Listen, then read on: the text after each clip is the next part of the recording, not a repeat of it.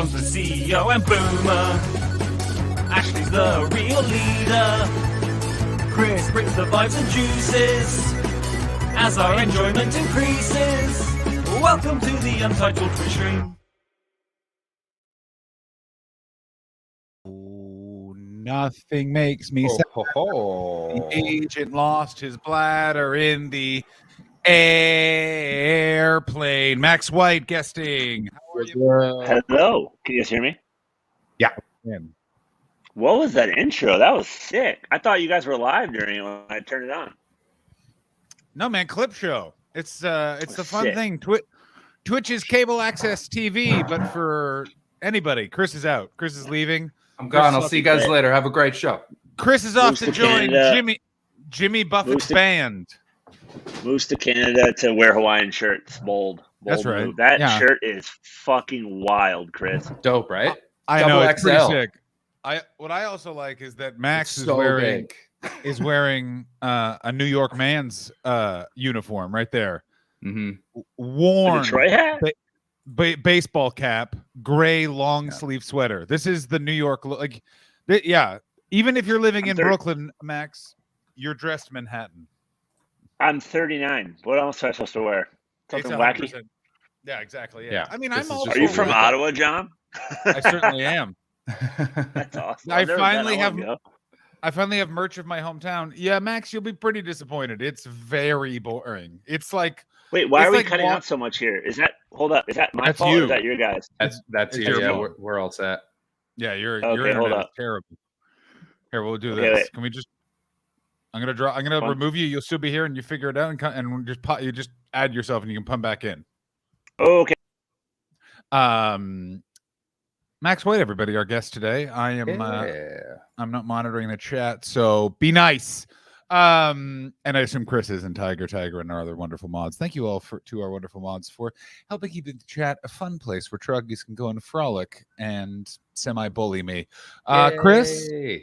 guess what I did yesterday? I did a show, and then I backed into a boat trailer in front of an LA County sheriff. Cool.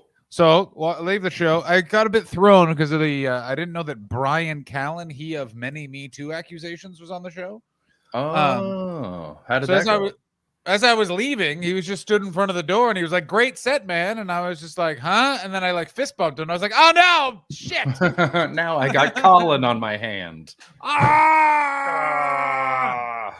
And then I just walked out and I was all distracted because I'm like, "What am I supposed to do in this moment?" And I'm like, "Just continue to live your life, I think."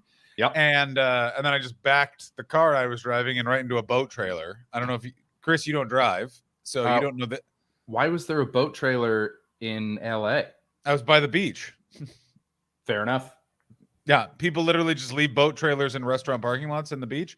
By the way, the beach by Los Angeles is, and part of the reason why I did very well at that show is I did 10 minutes on how everyone who lives by the beach is an asshole, because what they do is they move to the most inconvenient part of the city and are like, why does no one visit? And it's like, I'm not getting onto 4 different highways to get to you. Go fuck yourself. That's fair.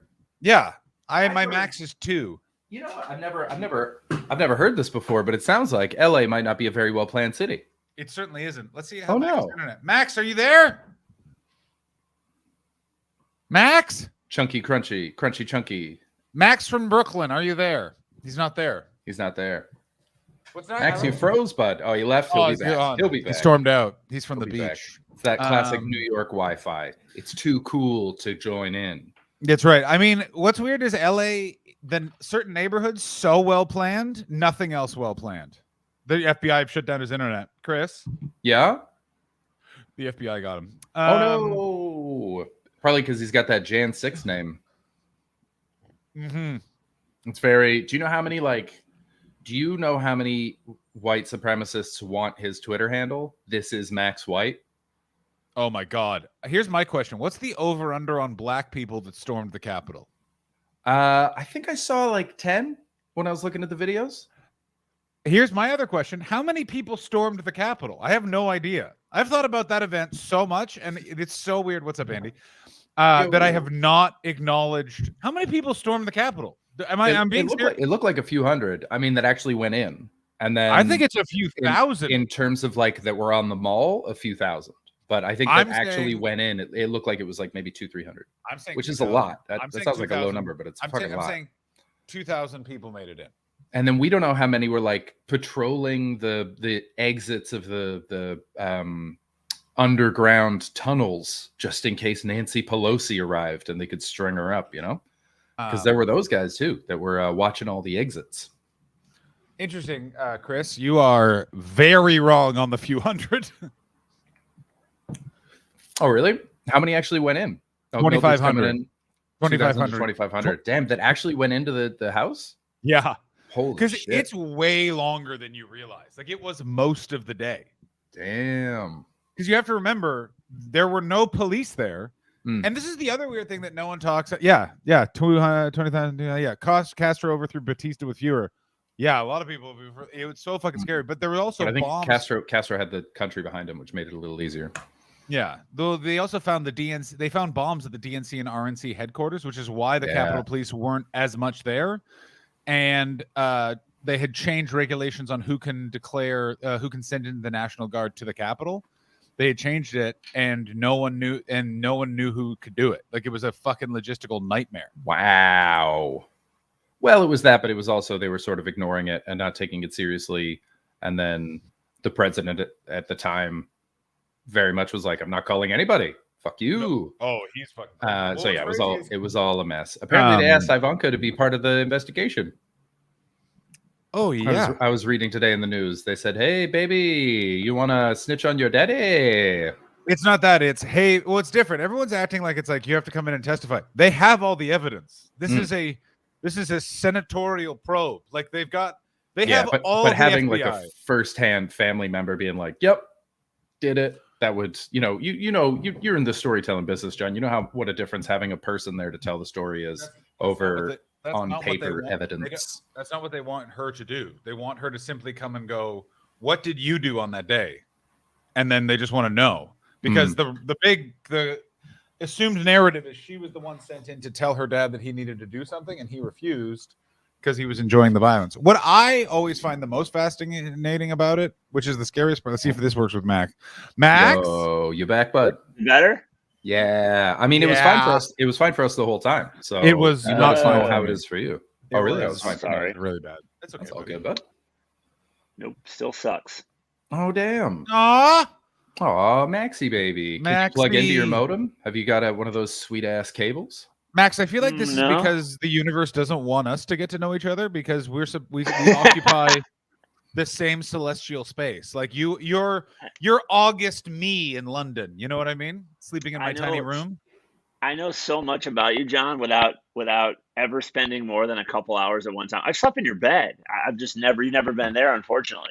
Is That's that right? I thought that you guys will have like spent time. I know that you No, hung out comedy briefly at the we hung store. out with for about 9 minutes because we had to go to different shows. Can you Yeah, tell? I didn't Can you even know tell you that were in story town. about him showing up late on a bike?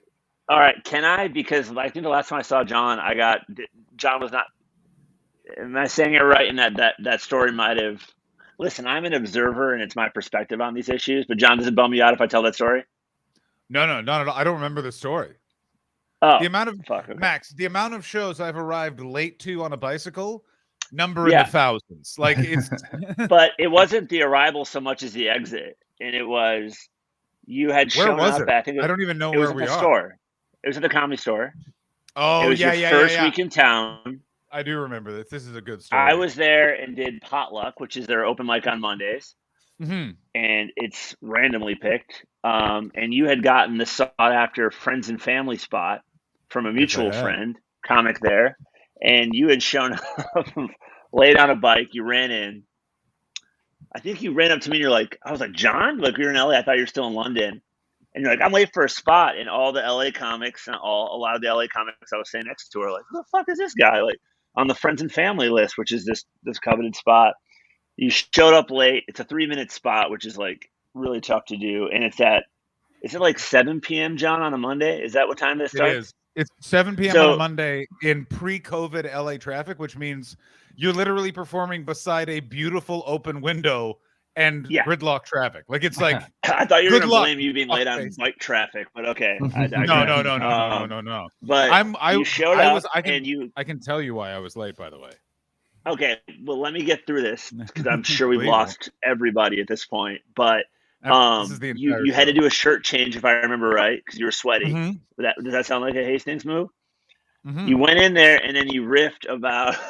Wait, before you get into the riffing, when you say the shirt change, the way you told me the story is John came up and went, Max, how's it going? I'm late, and then just took off his shirt in the street. Yeah, And all these LA Yeah. comics are like, who the fuck? yeah, is this absolutely. Yeah, I don't Yeah, give and a it was fuck, funny what? because to add to the level of just tomfoolery, I just watched Will Hunting. Good Will Hunting. You are 39. Like that's They were I mean, it's LA, right? And maybe, well, God, it seems like a dream so long ago. But let's just say everybody was like, man, like, what the fuck? Like, you're in town for 2 days. Like, why do all these out of towners get spots? And then Hastings comes in like a blur, like a superhero. Changes shirts, gives me a hug, changes shirts, maybe the other way around. Goes in and then riffs, and then I don't know if you didn't know it was a 3-minute spot, but they light you, and then right at the end of your set, you're like, I think that might have been important. I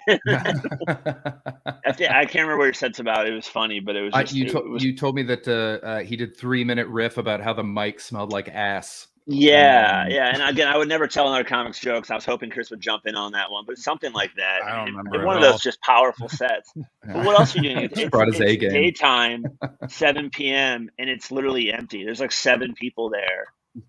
And what happened was I walked off. I said, I think that was important, and then the booker went, come back next week, and then Max went, I think it was important. Yeah. Is what I remember.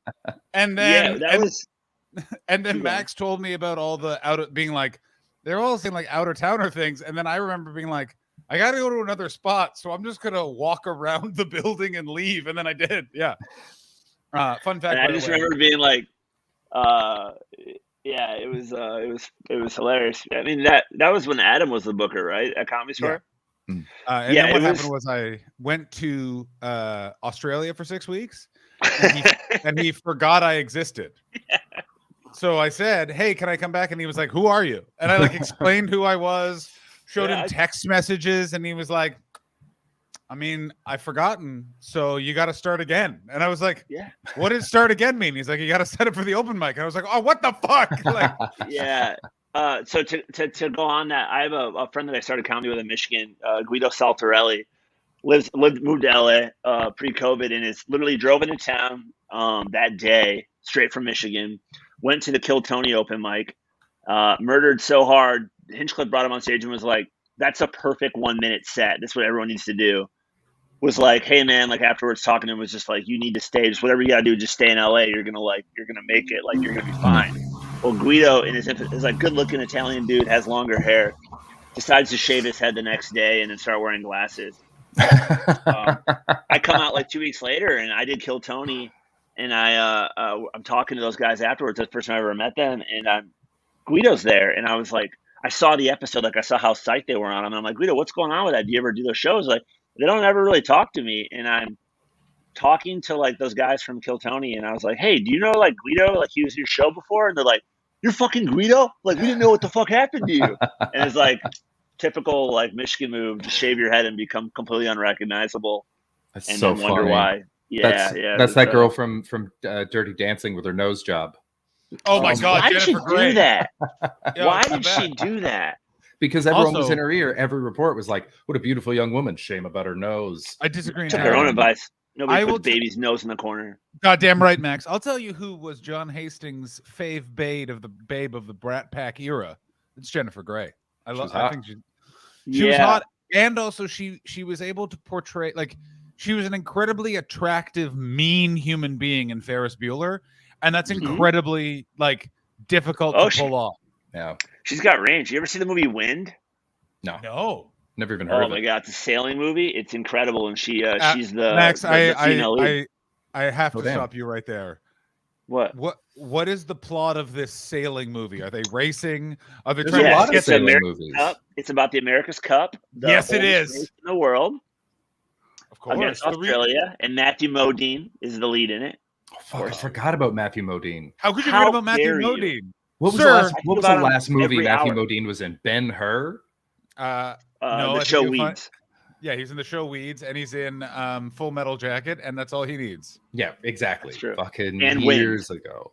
Can we do a And book Wind. report on Wind or a movie report? Because I think you'll like it.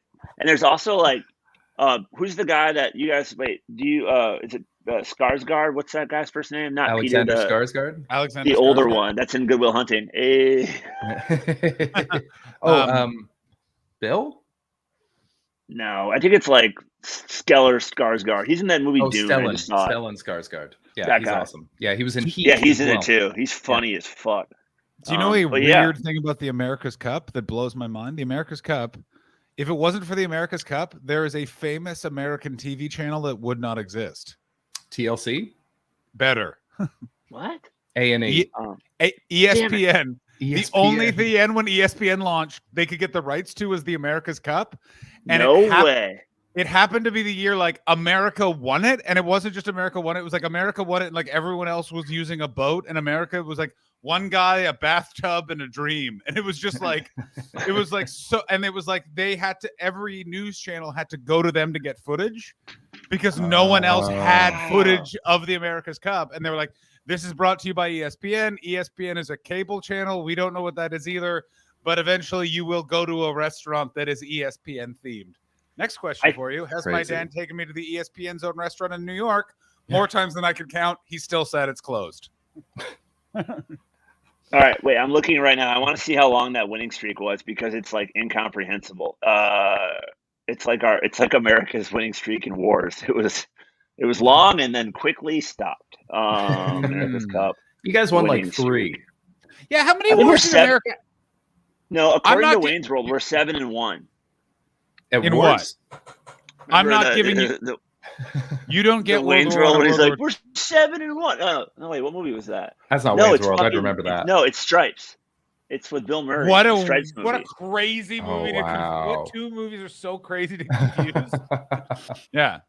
They both feature SNL cast members. Only similarity. 132-year reign. Go over. Wow, on the America's Cup. Yeah, and the rule was that if any captain that lost it would have to lost the trophy would have to replace it with his head. Damn. I hope they Only- repealed that. I hope not. Only America would be like, law still stands. And be like, that's very illegal. Yeah. And it's like, enough of this. Enough of this. Shit, Yada yada yada. Put it yada, on the yada. mantle. Have you got, here's the, tuck it. what I always find interesting about sailing is sailing attracts really, like it attracts like white waspy fucks and the biggest hippies like at the same time, and they can just coexist. But Like, also like trash. Because like I used to race sailboats when I was younger. And it was a combination know, between it's- like really rich, like well put together dudes, and Exactly, right, guys yeah. who are dressed like I'm dressed right now and only want to drink like Coors Light and get fucked up. Like I remember another man's Sounds so much wife like comedians. tried to give it is. yeah, but it's we don't weird- want to do. We weird don't. Comedians crossover. do not want to do knots. We are But the not way- looking. One guy's wife tried to Listen. give my dad a lap dance, like a pole dance on the mast. She was so fucked, and she was just trying to bang my dad, and full like tried to. Oh, nice, buddy! I got ropes too. I got ropes Yeah. too. I learned All how right, to tie a sorry. bowline. Sorry, Check Chris. this shit out. I had to get It's see through, bud. I know it's yellow. That's why I stopped wearing it, but I wanted to put on my Steve Zissou hat. Oh, that's cute. Oh, where's mine? It's packed. How you been, Max? You been on any cool mountains lately? Yeah, I Max just is a got home mountain last man night. now. I've been camping in the winter for 5 days in Oh, Vermont. Winter camping, if you have the right gear and know what you're doing, is so fucking calming because you are alone, but you forget one Yeah. item and you're go fuck yourself. Dead. It's the Yeah, now it was it's- great. It was really fun. Wow. What did you go tent or did you build a what that thing called? Tent, bivvy, just Mhm. because we're above the tree line, and then my Ford for a couple of the nights parked at the trailhead. So cowboy course. camping. Nice. But yeah, you're totally right, John. Like all the right gear makes it all the difference in the world. This is a strap in now for the most Canadian thing I've ever said. The Mhm. amount of different times. So I grew up in Ottawa. Oh my God! grew up in Ottawa, and Ottawa, you can literally like stood where I grew up, the house I grew up in, with peak traffic, 15 minutes, and you are in like bury a body woods. Like that's awesome. Yeah, it's great. But what you get a lot of is, and no offense to Americans, but it was predominantly, it would be prominently New York State plates in the winter, and they would just like show up in one thin way in a Giants windbreaker and a toque, and they'd be like, "We're going camping for 6 days," and you're like, "You will be rescued by the park ranger night 2."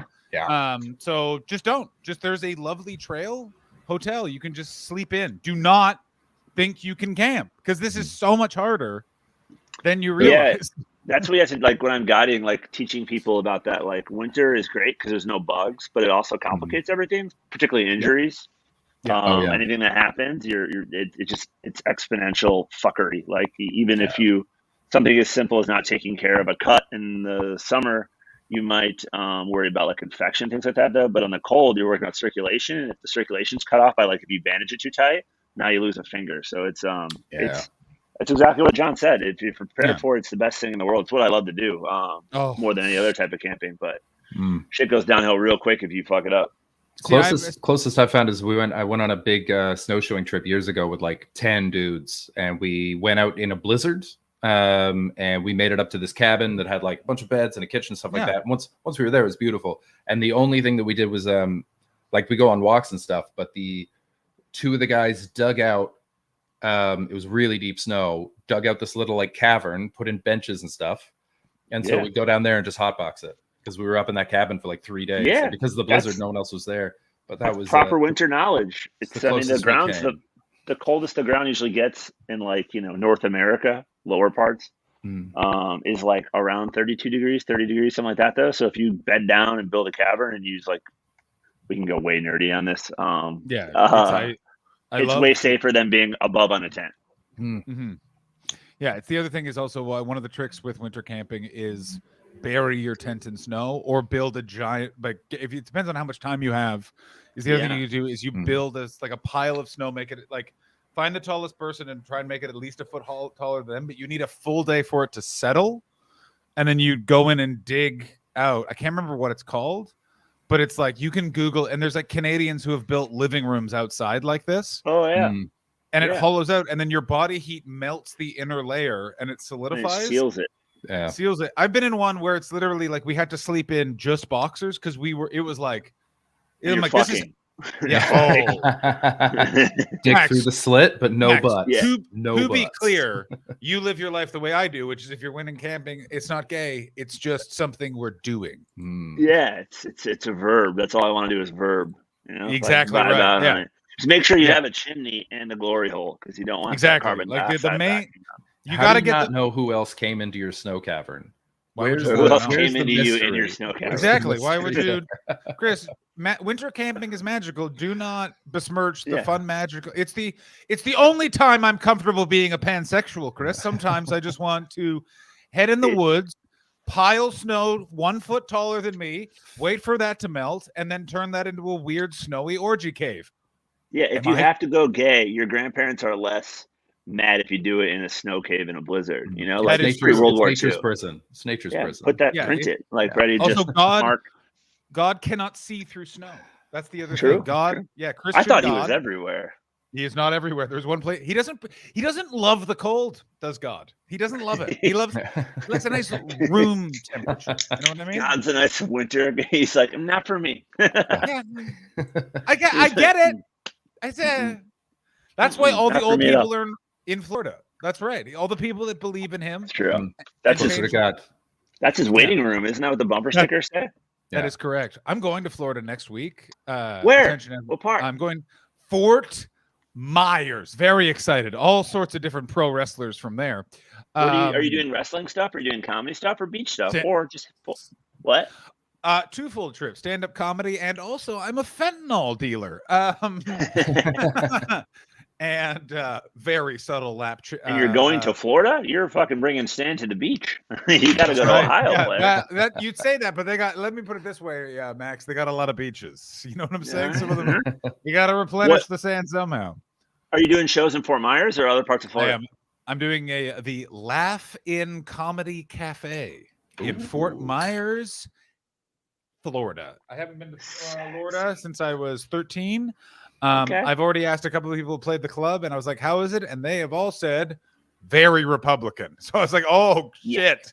Checks out. It's what's the word for it in Canada? T-ball. Just don't be liberal, and you'll be fine. Just gotta, I don't even what is that? Support the troops. Yeah, you got to support. I mean, it is. I as a Canadian, it really weirds me out how much America is like, got to support the troops, and I'm like, I need you all to answer the question. What do you mean by support? Because this is just don't give them a livable wage or medical care, but make sure give them a solid dinner at Denny's. Solid. That's right. Yeah, one day a year. That's right. You can eat for half off. I mean, John, do you know who's going to be there 2 weeks before you get there? Or who I guess was already there?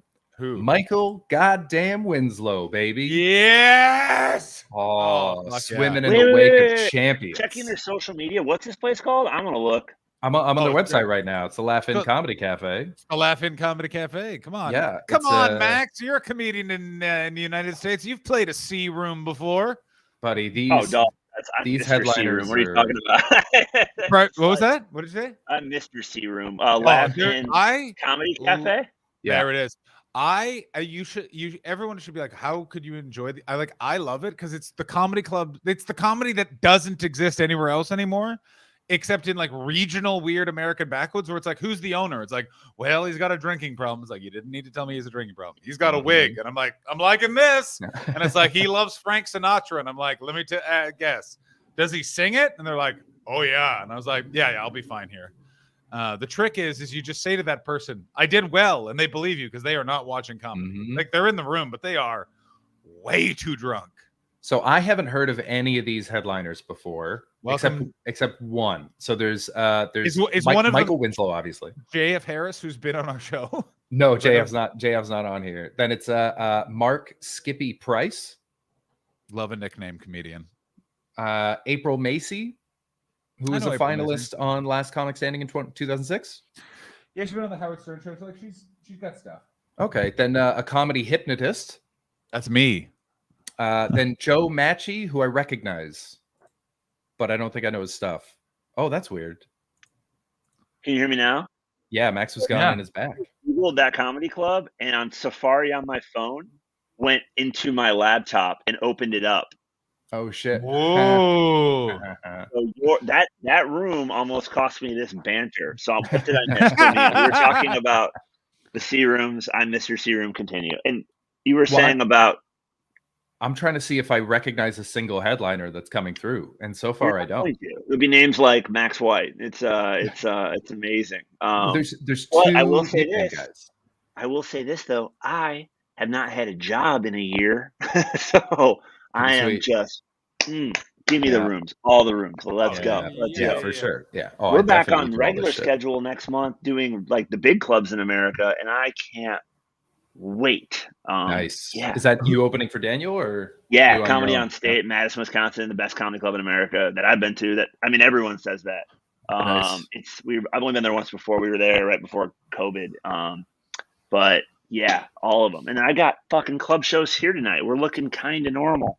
Nice, buddy. No, it is weirdly slowly getting to a place. Like, it's like this week I'm like, today I had one of those tired days where it's like, my day off, like my time to rest, like everyone else's evening is my morning, but I still have stuff I have to do. So you just do it very slowly and with rage is where I'm at. Cause it's back to like, it's that weird thing of in COVID, I moved to being a person that did stuff like in the daytime all day, and I just haven't stopped doing that. But now I'm just doing shows at night, and I'm like, all right, something's gonna give. Yeah, I had that. I have a problem staying up late. I never had that before, but I have the same got problem. Me, like up in the morning, and I like for maybe last month, I think I had like the same 12:04 a.m. spot at one of the clubs here. And I was literally just like at my house watching the clock. Like that's not me at all. Normally, like I have an espresso at 9 p.m. and go out and do mics and shows. But I'm telling you, it was a weird, like John just said, something had to give. And I was like, I guess I can't wake up at 6 anymore. Not that I like to, but I felt like a piece of shit without doing it, when I didn't have comedy tonight. So, yeah. Yeah, for sure. I'm so jealous of you guys. Dude, I mean, Canada is in many ways being way safer. Like the thing that Hmm. you need to understand about America is that we we shut have down. we have freedom here. Yeah, you do. Oh, Jamali's fuck, got a good yeah. joke about that. Yeah, there's That Jamali's sounds got right. a great joke about it. Who else did I hear about a great one? Laura Did he do Peak, who's that been at- on the show, did a very funny riff about America, not like America, the rest of the world. Who was it? Was it Laura Peak? I don't know. Someone had a good joke about freedom. It's great. Yeah, It's I really American appreciate it. comedians. American comedians are finally going after being American, and I was like, guys, it was right. The rest of the world has been doing this for about 30 years. So welcome Yeah. to the show. Yeah, because Americans are known for introspective views. Is that the right word? We don't really Yes. look inward a lot. I mean, yeah, well, I could have guessed the that when fact- you had to when you take had- the word Actually, I- philosopher out of the name of a Harry Potter movie. Actually, Yeah, I tried to rewatch those, and I can't make it more than 15 minutes. Although the Harry Potter movie, the first one, the Harry Mhm. Potter movie, Yeah. I can't stand that shit. One of my friends here was like, "This is what happens during COVID when you're not working. You're doing other stuff at night that's not productive, and you have conversations like, do you know how anti-Semitic J.K. Rowling is in Yeah. the shit about the bankers? Yeah, man. It's fucking." Yeah, it's. I filmed it on my phone and sent it to my friend who told me the next day, and I was like, Yeah. "That's wild." There's that. I think we talked about this recently, but like the only Irish character keeps blowing stuff up and is always trying to like get his hand on booze. As just a Midwest boy, I didn't even. I mean, I'm assuming that I'm assuming that refers to the Troubles. Yeah, very much so. We yeah. got raided, gentlemen. So welcome, Richard Wright and the Raiders. Enjoy What's raiding this. mean? You'll see. Like being trying so raid.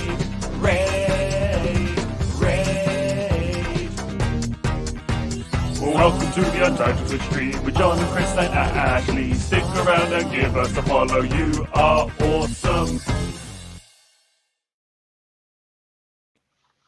Welcome, Okay. Raiders. So Max, a raid is that when another Twitch stream ends, instead of just dispersing their audience to go live their lives, what you're sort of in the culture of this do is you pick another show that you like and you take your audience and you bring them there. So that is what just happened. And also while that happened, I looked up at my phone and saw this headline that's real fun. Trump campaign officials led by Rudy Giuliani oversaw fake electors plot in 7 states. If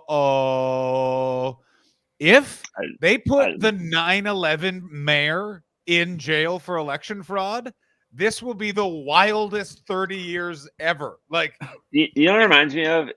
Like the home club actually just closed that I grew up, Jesus Christ, that I started comedy at. of course, They'd always talk about shitty headliners for like 2 years afterwards. They'd be like, remember that one time? Dude, you just gotta let it go. You just like, we're never gonna be satisfied with it.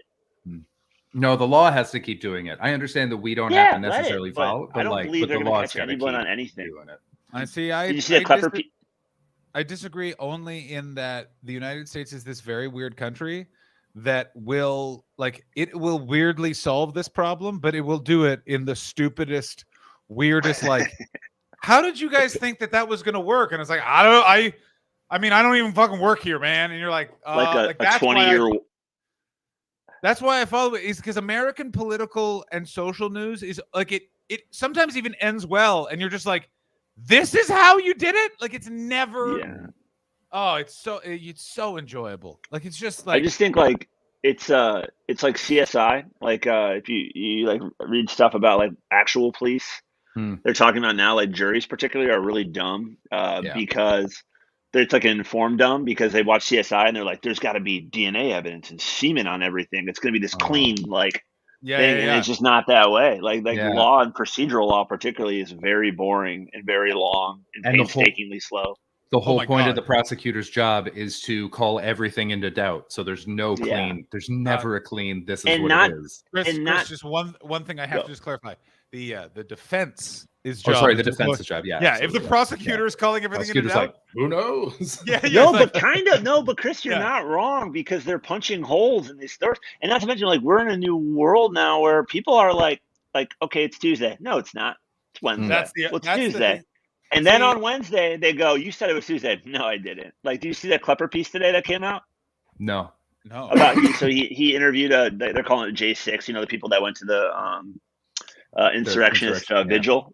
a couple days ago, or whatever. Oh, okay. A few days ago, he interviews this guy who's basically explains, he's like, I lived in my car for 3 months. I followed around the stop and steal elections. I was in a cult. My family brought, this attention to it. And, they're like, you're in a cult. And then at the end of this piece, he's talking and he goes, so let me get this straight. Like, do you believe now that the election was stolen? And the guy goes, I don't think, I know it was stolen. And Klepper just puts his head down. He's like, I thought this was going to be a good ending. Like, there's not, what's up is down. It's so fucked. I generally have zero faith in any results anymore. There was not voting results. There was a great moment. It was one of the few things in these fucking lunatics that I actually got a moment of joy out of, which was, did you see the guy who invented the birds aren't real movement throwing up on live television? No, I gotta watch it though. I want to beautiful. Google it. Can we watch it? Can we please watch it now? I think we'll probably get straight. We've been getting strikes for all kinds of weird shit lately. What's a strike? Is that like a thing?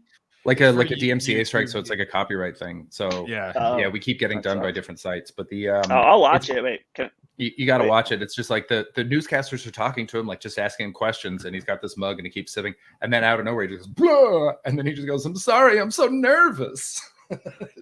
You do know the birds are fakes guy is faking it. Like, it's a giant elaborate prank on the conspiracy theory community. I feel like that's how it started, but I'm not convinced that that's how it's continued. No, it is. You guys lost. Keep going, John. Sorry. He keeps being like, just to be clear, this is not real. And then they're like, that's exactly what you would say if they got to you. And it's like, oh, but that's what I mean is the movement is no longer that. Like, no yeah, matter the movement is no longer his. It's like how incels started out as a support network. I mean, human beings, and now it's a punchline. Yeah. Now it's also terrorist cell. Yeah, now it's a terrorist group. We were at a TV taping, and one of the comics for I guess it doesn't really matter late night wise, but whatever, one of the late night shows, they do all the sets on the same day, and she set up the premise. What's that? Stephen Colbert there. Stephen Colbert. Yeah. And sure, it doesn't matter who watches it.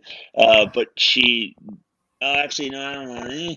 Well, basically, she just said what the incel, like what she said, incel, the definition of it, and the whole crowd went nuts because it's like a Midwest crowd. She said, no, that's just the definition. Like, let's not. You stop. It's not. We're just like, that's not the punchline. Like you're like, blue. I do though, because a lot of people are bringing up the fact that like there's a lot of different realities in this country, but it's like there always have been. Like, you want to feel scared, like look up the numbers on people who believe 9/11 was an inside job.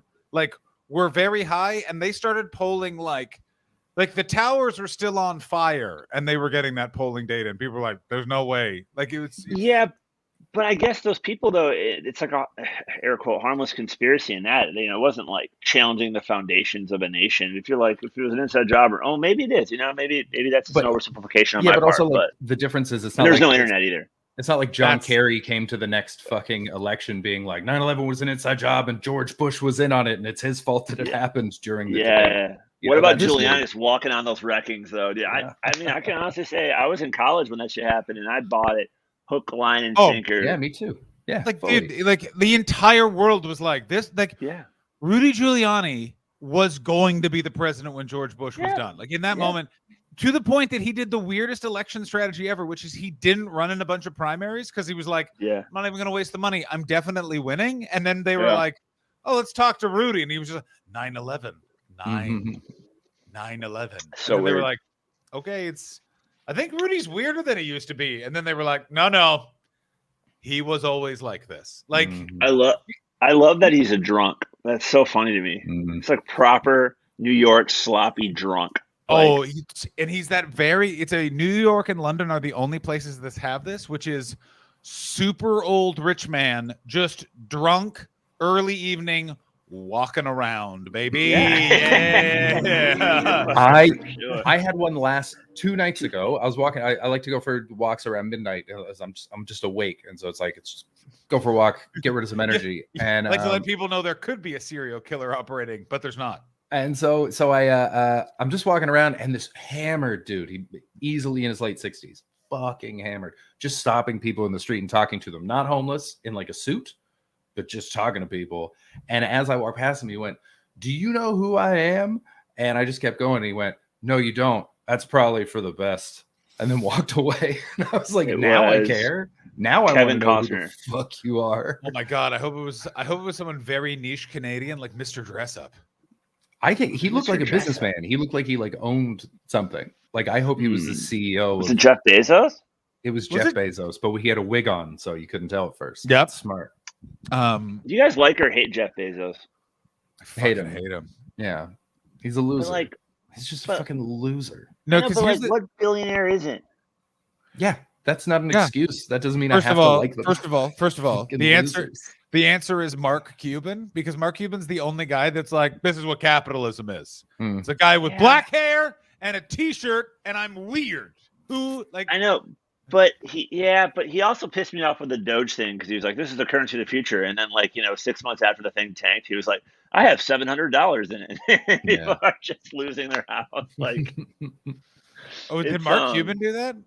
yeah, that what- Mark Cuban, oh, the Dallas fucking- Mavericks. Oh, I The knew Dallas Musk did. Mavericks were the only little franchise at all to like use the Doge as currency at their stadium, and then he was like, "This is the future," and then literally just was like, "Yeah, I have $700," and like, Yeah. what? I know fucking baristas that have had 10 grand in it, and it's just gone, like all their government money. Like, Jesus. Oh my god, that was weirdly way more of. It's so funny. The New York and LA comedy scenes dealt Yeah. with like that 2020 lockdown so differently.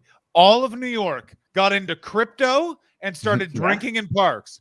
All of LA sat in our homes, scared shitless. Like it was. We tried to do so many outdoor shows, and every time the LAPD would show up and we'd be like, "It's a protest," and they're like, "It is not a protest," and they're like, "Fair, very." That's a like, real teenager excuse. It's. I a went thing, out it's really there- not. That's what I was out they there- did in New York. That's how they got around it in New York. They just went, "It's a protest," and then the NYPD was like, "We don't care," and the Yeah. LAPD is like, "We care." no, the NYPD showed up and they'd be like, "This is the saddest thing since 9/11. Just do whatever you want to Yeah, do." exactly. Yeah, that's the In thing. a park busking. And a bunch of Um, a bunch of New York friends were like, "What the fuck's with LA? You guys are all like lazy, not starting shows." And I kept having, and then it only was proven. My point was when the Stand Up New York came to LA, opened up a bunch of shows, and the LAPD shut them all down. My favorite one was they were like, "It's a protest," and the cop went, "That's Craig from The Office. He's not protesting. This is a comedy show. Shut it down." And I was just like I was out there during the height of it, and I drove. Actually, I parked and the normal spot above the store, and I walked down that hill, that baby. road, and there was a fucking plastic, and it was who does the 1 a.m. Argus Hamilton Yeah. Mhm. was doing the 1 a.m. spot through plexiglass to people outside, and I was like, Baby, I I did those spots all the time. You did the show through the building. at Comedy Store. Yeah. It was me. I was like, I don't know if I have a job anymore. Like I saw that, and I was really kind of worried. Imagine this. You're going through a divorce and you show up at the Comedy Store to do a show through a building, and it's just shut because it's like LA has just shut down and you just didn't check your phone. And I had to be told by a homeless man. He went, "I think that place is closed." And I was like, "I think you're right." He was talking about your heart. Yeah, he was. He was talking about my chances of not committing suicide. I think that's done. Dude, At a I had point we all had our different views or perspectives of it. Comedy particularly is really weird when the world shut down, at least for me. It's coming back, we were in Spain gigging, and we were going to go to London, and then we canceled London. Daniel still went, but then he had to spend $3,000 on a ticket to back to New York in time. But I had just got into a club here, and I went to my spot, and I was like, "Fuck yeah, dude! I got this is gonna be so nice," and it's got to be open. I walked in there, and it was shuttered, nothing. And then I was like, "I'll get a coffee." Walk next door, shuttered. You're like, Yeah. "What the fuck?" Comedy's so great because there's little moments, little victories that are so nice, but then there's these massive, plummeting falls where you're like, "All right, I got my foot in the door," and then you just fall on your face. You're like, "Okay." I'm sure I have told this story so many times on this stream. I'm going to tell it Hit this me. one last time because Max has not heard it. Alright.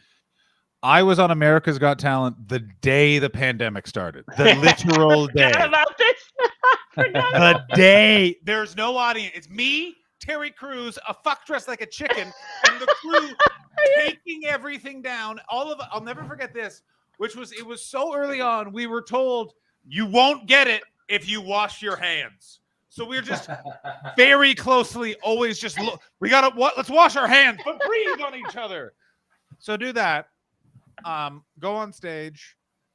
It happens. It was an amazingly cool clip. I leave. Now there's no Ubers in Los Angeles because the governor has been on television all day like, go home. This is over. No Ubers.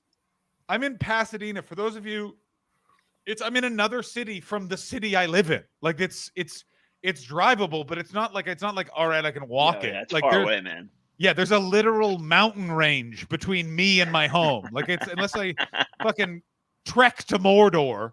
So I got to take LA. I got my foot in the door. The door is steel and powered. The door has severed my foot. Yeah. So I have to take LA public transport, which is like taking, I don't know, it's like going to a drug dealer's house to be murdered. It's very scary and crazy. So it's just me and a bunch of wildness on the Golden Line. We get to Union Station, beautiful place, lovely Art Deco architecture. There's a guy stood next to me as we walk off the platform. I walk off and start heading towards the subway. He walks up to a security guard, calls him the N-word with the hard R, and they have a full fist fight. And I'm just stood there like watching as like security jumps on this guy. Does anyone see what happened? Yes, I saw what happened. And that was within 27 minutes. That's show business right there. In 27 minutes, I went from I got a standing ovation with no one in a theater. Like one of the more difficult things to do in my job. Is there a parade? Did Terry Crews say congratulations? No, I spoke to a lawyer and then heard the N-word. Yeah. Welcome to Hollywood. And you're like, yeah, did you win? It was so wild. Like, and it was fucking not even half an hour, not even 30 minutes. There's this story of comics here. I think I heard it on like Mark Norman and Joe List podcast, but I could be wrong. I feel like it was theirs. This is a long time ago too, but they were a comic that was visiting from LA. They were like walking down the street during like the day, and they saw a guy sitting like in the gutter, like on a curb, wearing a suit, and they're like, "Dude, that's so and so, this comic from LA that we know. Like, what are you doing, man?" And he's like, "I just did the Tonight Show." And they're like, "Dude, that's awesome. What are you doing?" And he's like, "I don't have any money. Like, they gave me a check. Like, I'm poor. And like, I have nowhere to go. I'm here." And it reminded me of your story, John. Yeah, but it's also one of those things where I kind of like it. It's a very unique, like comedy. It's so like that because it's so quick. It's like, like it's just yeah.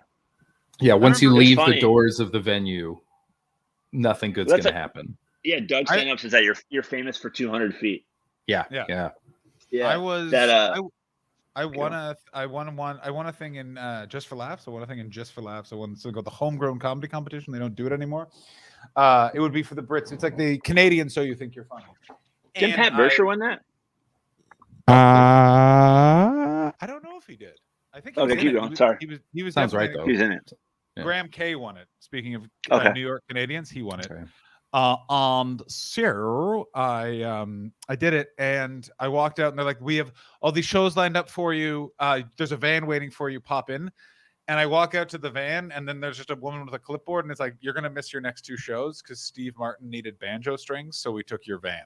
And I was like, and then I just said, "Hey, I lived in this town." And then I did this as I lived here for 5 years. Where are the shows? And they were like, "Well, one is Theater St. Catherine and one is the Comedy Nest." And I was like, "What times?" And they're like, "Well, the Theater St. Catherine one is in 45 minutes. We don't think you'll make it." And I said, "It's at the end of this alley. Yeah, I'll go there now, and then I will walk to my next spot." And then finally at my next spot, there was another person waiting to yell at me for not using the van. I will never forget that. It'd just be like what?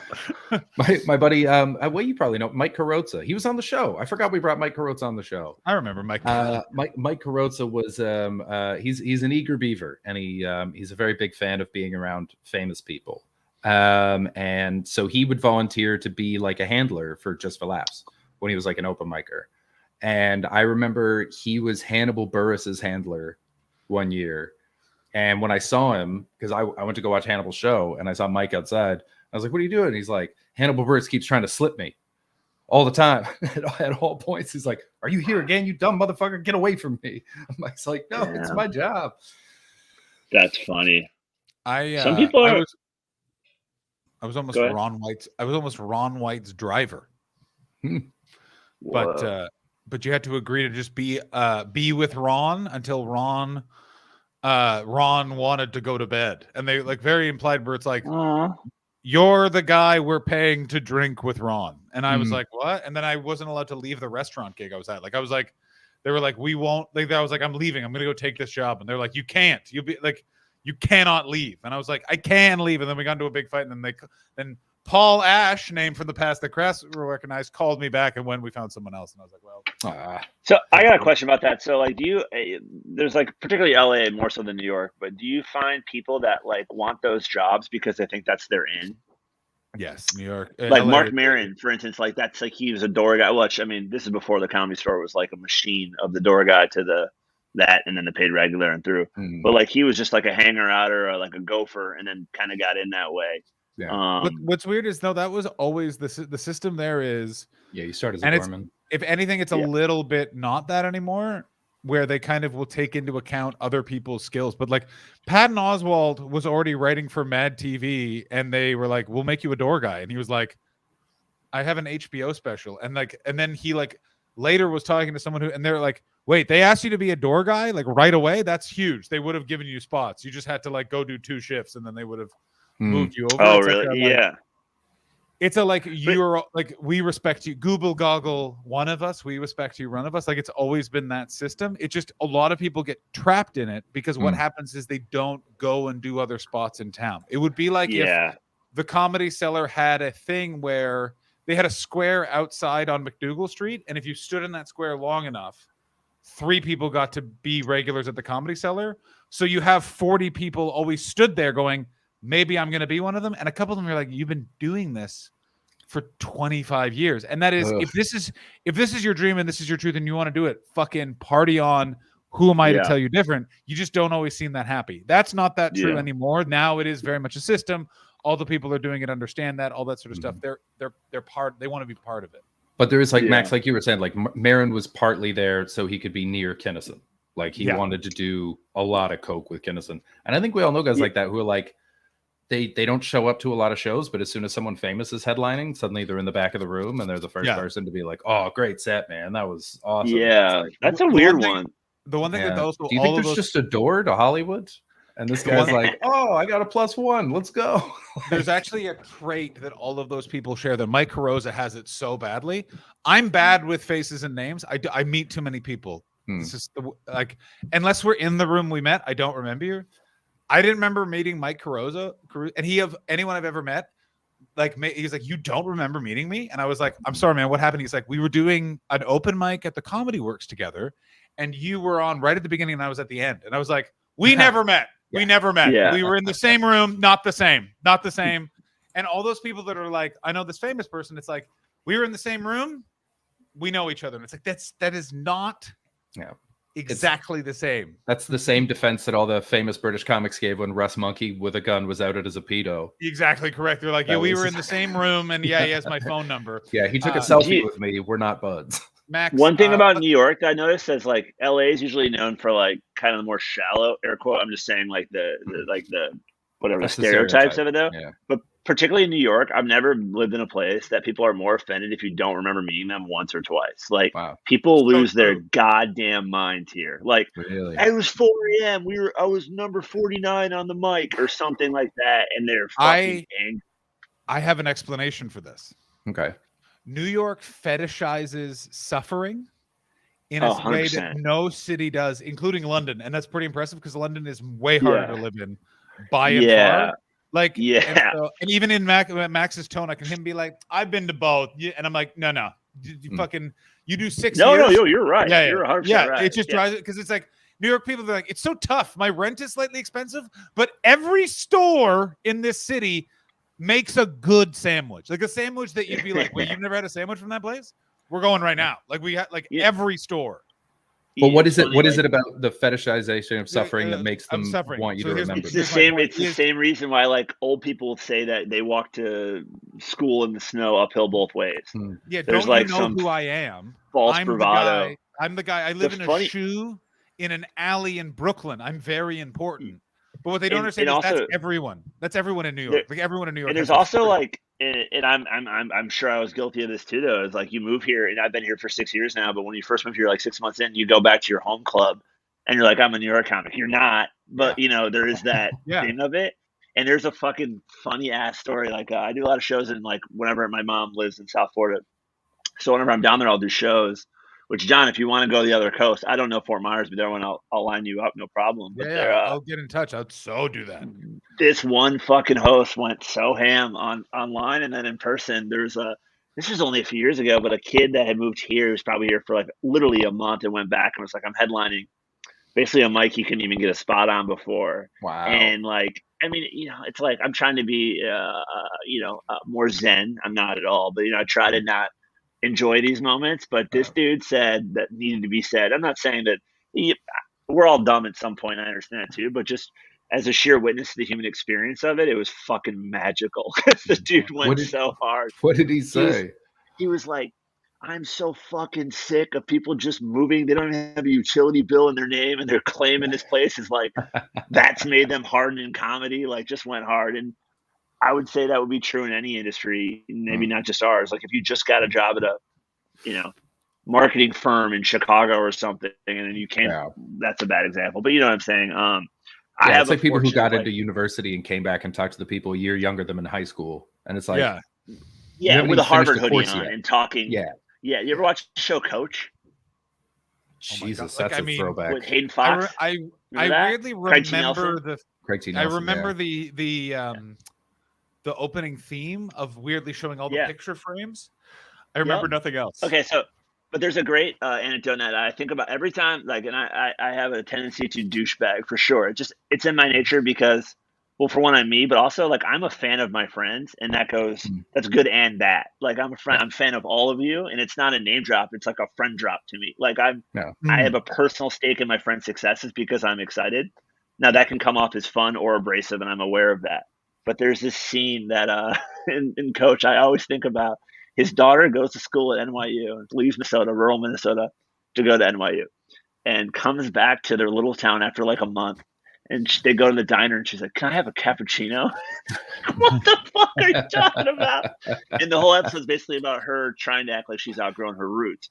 And I think about that all the time. Even like I don't think a lot before I speak, but like whenever you go too deep in those ponds, you're like, interesting. Remember that story? Shut the fuck up. My favorite version of that is it's a very uniquely Canadian thing, which is Canada is the opposite. So I find I think Americans as a thing of like you are where you are. You know what I'm saying? If you've moved from rural Minnesota to New York, you're now a New Yorker. So even if you've been there, you've been on vacation for a week, you're coming back to fucking Bluebird, Minnesota, and it's like macchiato elegante, but Canada. And I remember this. I came back from my grandmother's funeral. So I had been living in the UK for 7 weeks. So 7 weeks. And I came back and I meet friends for a beer. And I was a bit late. And I went, I'm just going to go to the bar. And one friend went, can't wait for the waitress. England's changed you. And I was like, what? That's not even a fucking thing. Damn. That's reminding me of like comics here in New York. They think about like how tough a lot of people, particularly like friends are like in how kind of during COVID when they're talking about like how tough it is. And like I always joke that like how many people were killed just so some comic can get his new 5 minutes off during the pandemic. Yeah. And it's funny because like there's I don't know how to explain it. Like there's a certain thing kind of going on where everyone's like, but it's my job. I have to do this. I have to keep getting better to put a special out. Or I have to keep doing X and Y comedy wise to do it all. And I always think like I used to be a baggage handler. Like that job sucked. Like, you know what I mean? Like de-icing airplanes where you had to put all your clothes in like a garbage bag in your trunk so it didn't smell like the antifreeze you were soaked in. And like for 2 years I could always smell that stuff. And I'm a middle class kid. I never was hungry when I was younger. Nothing to complain about. That's what I think about. And then there's some people in New York that like come from absolute poverty, and they're in the same table I am, and they're hearing these stories about comics complaining about this shit, and I'm thinking like, oh my god, I can't believe this guy thinks this shit's hard work. Yeah. And then you see what this guy's thinking, you're like, oh my god, it's so. There's levels to this shit, you know. This is why it's embarrassing when you're with those people and you're with people that aren't comics. yeah. It's fucking Yeah. embarrassing because you Yeah. feel like you need Yeah. to like explain for them and be like, this guy isn't. I don't Yeah, feel I this way. He's a tool. Yeah, this yeah, is why well, everyone should just work in a restaurant. Work in a restaurant for a year to 2 Yeah. years, like it's like forced not Like military service. Thank you. I can't think of the Servitude? word Yeah. conscription to the military. You have to do it because Yeah. right there, that cures you of the like, you know what'll get you stabbed in the neck by a Bengali if you're stood in a restaurant kitchen going, you guys don't know suffering. Like, do you understand that there my is art, man. yeah, there is a dishwasher in there and he has a cocaine problem and he is aware of it and he's fine with it. Like, Yeah, go, it is a cocaine use, not a problem. They that's exactly it. Like, it's also I did that show. Go ahead.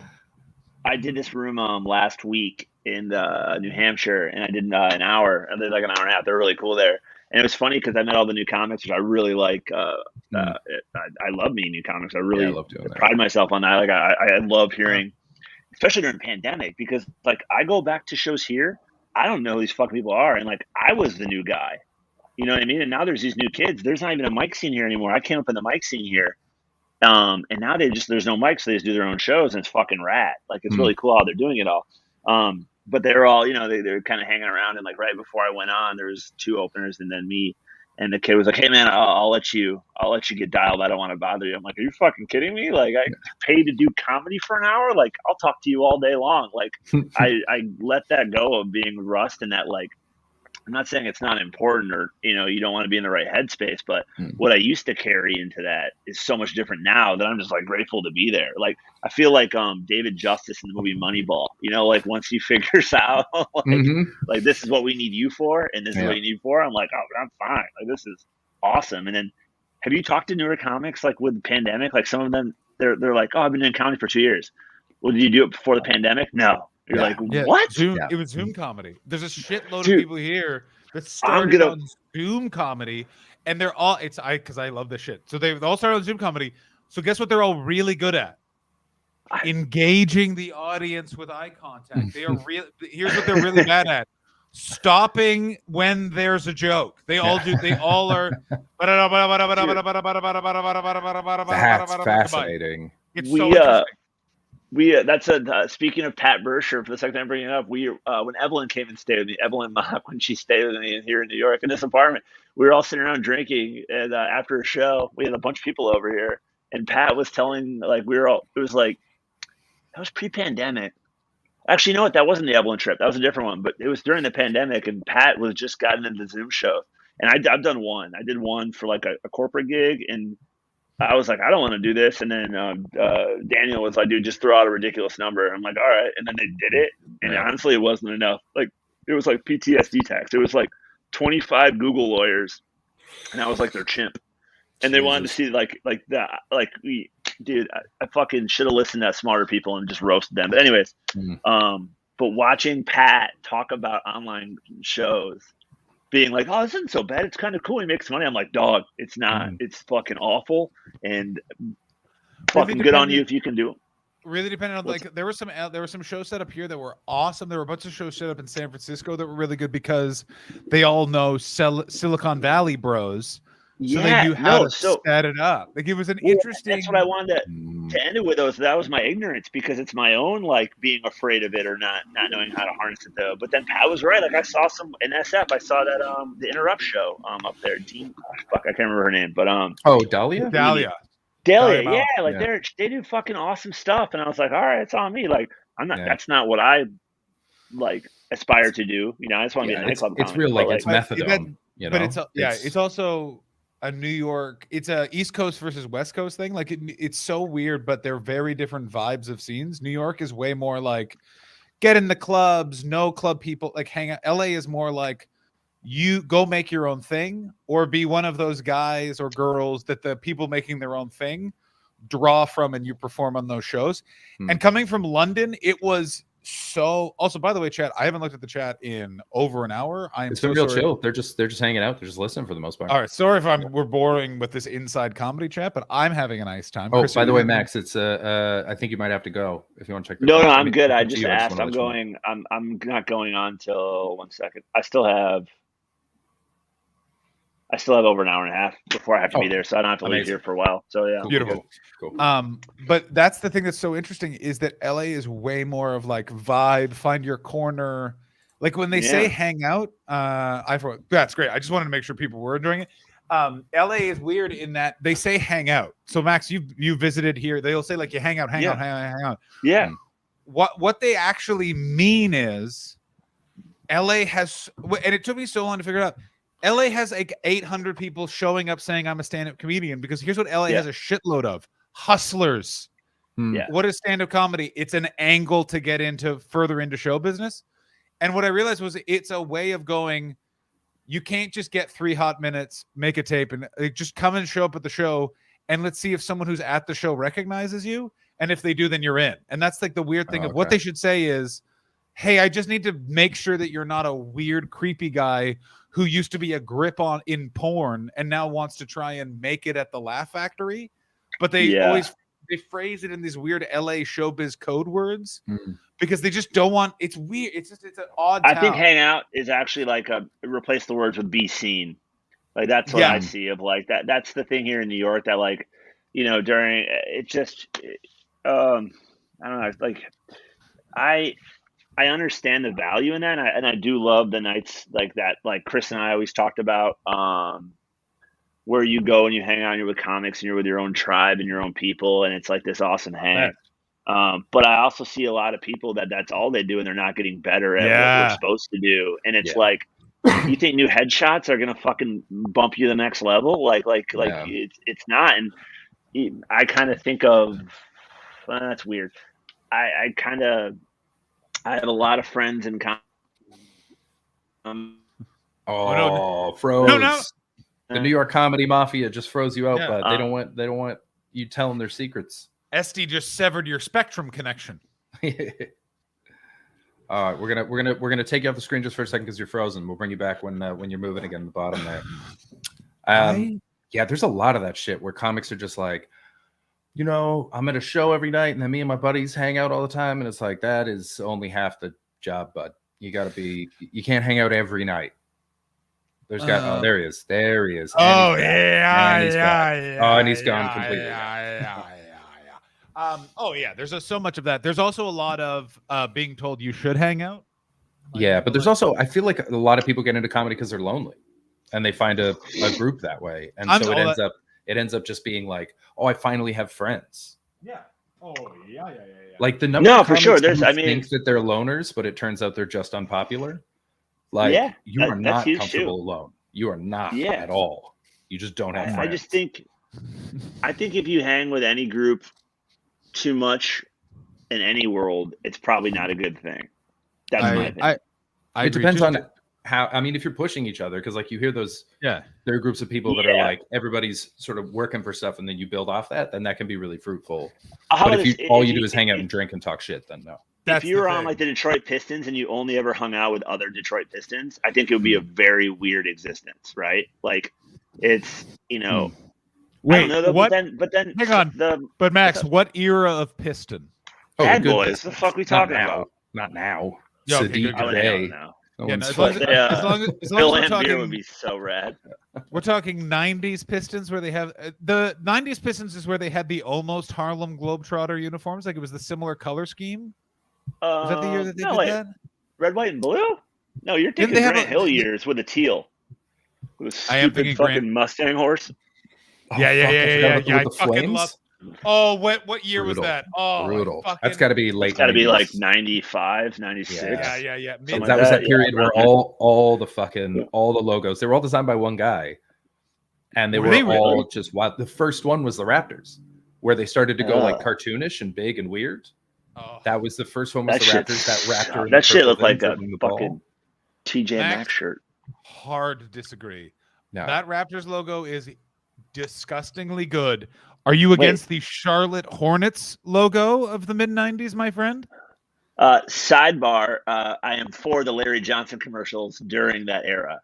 But wait, I have to Google it now. I have to see what No, Raptors are you talking about? The original Raptors, the original logo. Toronto Raptor jersey. Raptors original jersey. Okay, I'm looking. It better not fucking plunk this thing again. Let's see. Toronto Raptors. Oh no, that's a piece of dog shit. That is fucking I absolutely garbage. disagree. That is look at it. garbage. Oh, yeah. That first of all is Damn. not even the original logo. The original logo. You like quote shirts, don't you? You love quote shirts. Sir, this was said That's by a city.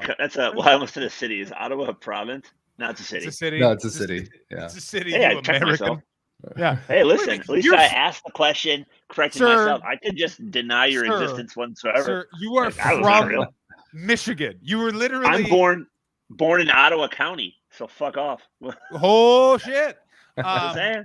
You were Ottawa County, literally Michigan. right below Ontario, which is the province that Ottawa is. Okay, trivia. What is the only city in which the border of Canada and the United States, Canada is on the south? Michigan Canadian border, because of that weird part of Michigan that goes up to There's more Thunder than Bay. one. There's more than one. Is We're it asking for a city, Canadian, not Oshawa? a state. Something like that. It's in Ontario. It's in Thunder Ottawa? Bay. Thunder Bay. Oshawa. No, there's an No. Oshawa as well as an Ottawa. Not on the No Michigan idea. border. Keep going, Oshawa. Canadians. No Detroit. idea. Detroit is Windsor. more north. Is Oh, more Windsor. north than Windsor. Windsor's Yeah, you the drive one. south down the Ambassador Bridge or the tunnel. Yeah. 1-1 now, bitches. There That's we pretty go. great. I mean, I'll give that to you because I have looked at Detroit from the Windsor side and seen what I hoped were a lot of lights being turned on quickly and then turned off again on the street. I went to Y2K New Year's Eve in Windsor. I was 17 or 16, and the drinking age is 19 there. It didn't matter. Mhm. My friend, I found out that night, had brought ecstasy in his visor when we drove across the border, and only enough for him, mind you. And You both it go to was jail, fun. but only he gets drugs. That's great. Yeah, totally. Yeah, What he a was high off his fucking fucking ass. asshole. Yeah, fucking asshole. Still Also, talk to him, but fuck. Here's the thing. I don't know anyone who has smuggled drugs over a border. I know so many people that have a friend who have smuggled drugs over a border. Like I've never done it. I don't have the constitution to do it. I don't. No. I'm too. I don't have want no to do what it. You know what I have? Also, I you have can the buy drugs. Yeah, this is the thing that I've can never always been able buy to figure drugs. out. But we're people. We can fucking find drugs. Like, also, we're all going somewhere to do stand-up comedy. I've never Yeah. understood Yeah. when comedians are like, "Where am I going to find weed?" And I'm going to be like, Dude, you're going to walk I- into the kitchen of the comedy club you're working at and going, "Which one of you sells weed to the comedians?" Yeah. I can't do coke jokes in Florida anymore because Why? like I can't get out the fucking door without just Yeah. accidental lines being around everywhere. And the Yeah. same fucking thing happened in Denmark. We were in fucking Copenhagen, and I just Oh, made yeah. a mild joke about it. We went in I went in the green room back, and I'm like, there's like 2 lines. I'm like, it's fucking like 3 p.m. at some like college gig, and I was like, dude, the joke's hack anyways. Like, it's fucking not even worth it. No diss on people that do coke, whatever. Though it's just weird. First off, you don't know where it came from. Did you do? I mean, and also, and it's also the person that gave it to you never fills you with confidence. No, it's fucking Yeah. weird. Especially like, I've been told. Well, you know- I've never done that. oh, drug. one of my friends is he's a realtor, and he talks about if you want to Whoa. find drugs in people's houses, you look under the cleaning products. This is going to sound misogynistic, but typically housewives in Middle America where he works, they put their stashes underneath like a air freshener bottle on a toilet, right? Like in that area, like the little dish underneath, like the depression here, like that. And I was fucking joking once. This is like years later. Telling this to some friends, just like I'm telling you this guys right now. And we were at my friend's house with his wife, and I was like, "Yeah, I probably got Adderall right under here." And I picked the thing up, and there was 2 lines, and I just put it down. And I was like, "No fucking way," because they know the husband's not going to use that shit. Like no one ever picks it up. Like things That's you learn from great. realtors. And then we That's had one so as a funny. president. Yay. That's a good time. Oh What my are you guys God. doing? He is a What? realtor. Yeah, he's the original realtor. It's the realtor. Are you in LA right now, John? Certainly am. Well, right now I'm in the ever expanding existence that is the universe. But after this. Ooh. Yeah. Can Thank you If anything, can that we- means I definitely am in LA. my thing cut out. Yeah, that's a very LA answer for the record. I'm like working on projects in the universe right now. Yeah. Can we talk about what's cool about London comedy and that they don't give a fuck about credits? That's what I really like about that place. Yeah. I completely agree. Also, and I've said this to so many people, and it breaks so many hearts, which is, what are your credits? And then I respond with, do you think it's going to make them laugh harder? And I got into a full argument with my friend Graham about this, because he was like, it's important. It makes it seem special. And I said, they don't know any of the things you just said. And he was also, if every comic does it, it doesn't make it seem Yeah. special. And what I said to him Yeah. is, I said, I'll bring you next time I'm hosting for you. I'm going to bring you with made up credits, and they will not know. And he was like, they will know. They care. They're at a comedy show. And I went, no, they will not. My personal favorite was a guy named Derek Seguin, bombed for an hour because he was super drunk. Yeah. And he yelled at me because he said, you told them I've been to Just for Laughs 4 times. It's 6 times. And I was just like, go fuck yourself. Like, There's a comic that I hosted for at my home club in Michigan before I moved here. And right before I went on stage for the first night, you do like 5 shows on a weekend. I was on a Thursday night. I'll never forget this because he came up to me and he goes, hey man, I just found out that like Fox or some big network or whatever. No, it was a movie thing. Universal or Sony. They just like bought the rights to this movie I wrote, and like I'm gonna be like, they're flying me to LA this week, and like I'm gonna be a fucking millionaire next year. He's like a really nice guy. And he's like, would you mind just telling the crowd that to get them hyped? And I'm a new comic. I'm like, oh, that's amazing. Like, again, I want to be like, I think that's awesome. I would love to share that story. Go on stage, right? Fucking people go nuts. He's literally like fucking standing ovation before he even gets off. And I'm not watching his acts. I'm a new comic. I'm just kind of caught in this whole experience. This is great. Fucking like, forget about it. You know, maybe 6 months later, we did me and Guido, the comic I mentioned, another friend, AJ Comics. We went around doing open mics in the Midwest. Called the Open Micer Tour. And I'm at this comedy club, and this guy's driving us back to our hotel, and he's like, you ever know this headliner? He's like, did he tell a story about Sony? I'm like, what? I was like, yeah. And he's like, yeah, he's been doing that for about 10 years. I was like, motherfucker. Jesus. Motherfucker. Like, yeah. I mean, just like you said too, John, I had a guy that on Bob and Tom and all these other fucking radio shows, and oh my God, Chris doesn't know what Bob and Tom is. Max is cut out again. I know of Bob and Tom. Can we talk about Bob and Tom? Can we talk about Bob and Tom? Max, you froze again, so we're taking you off, but we'll bring you I back know when some you're stuff back. about Bob and Tom that is insider radio stuff from when I worked in radio. Okay, so I only know them as like, you know, a force within stand-up radio. They bring a ton of comics on. A lot of people, that's where they get some of their fans from. It's long running. They are based in Indianapolis. We're talking about Bob and Tom. And in the 90s, and more importantly, the 2000s, when comedy was kind of at a very big nadir, they sold a fuckload of tickets.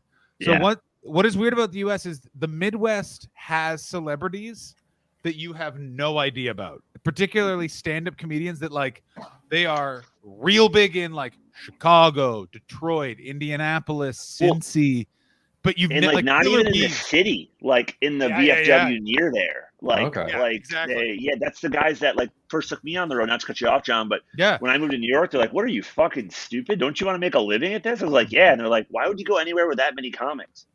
Like we're fucking bowling alleys. We make up $500, you know, whatever a weekend. Like it's the perfect job, you know. And you're like, whoa, it's a different existence. You know what I mean? Like it's just it's wild. And they do the same act. They think they're Jay Leno, so they're like literally like 20 years of the same fucking please take my wife jokes, and like it's a different existence. Bob and Tom is completely facilitate all of that. Like, so I don't even know how many times I've had to read out on a card or memorize when I hosted, like, and this next comic's been on Bob and Tom, you know, and yuck, chuck, fuck.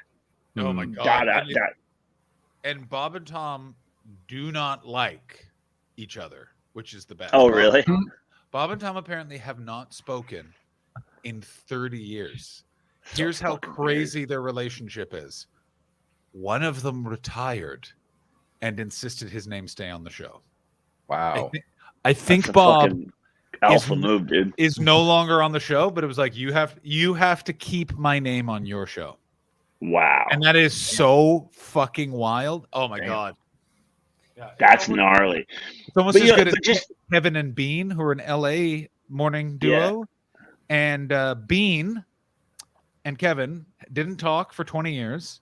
And 15 of those years, Bean was not in the studio. He was in Seattle, and they just pretended he was there because he couldn't couldn't look at each other. It's so nuts. Doesn't that just show you like the obsolescence of like terrestrial radio, and that like that fucking thing can still go on? Like how insane that is, and they act like this new generation has no idea what they're talking about. Like what you just described to me is fucking nuts. Max, you don't understand. I worked in it. I worked for a morning radio show. Like I was working in sports radio when I was 16, going and betting the Dandy Man's. Chris, what is that like? You fill it out with a pencil. That sheet in Canada. Scantron.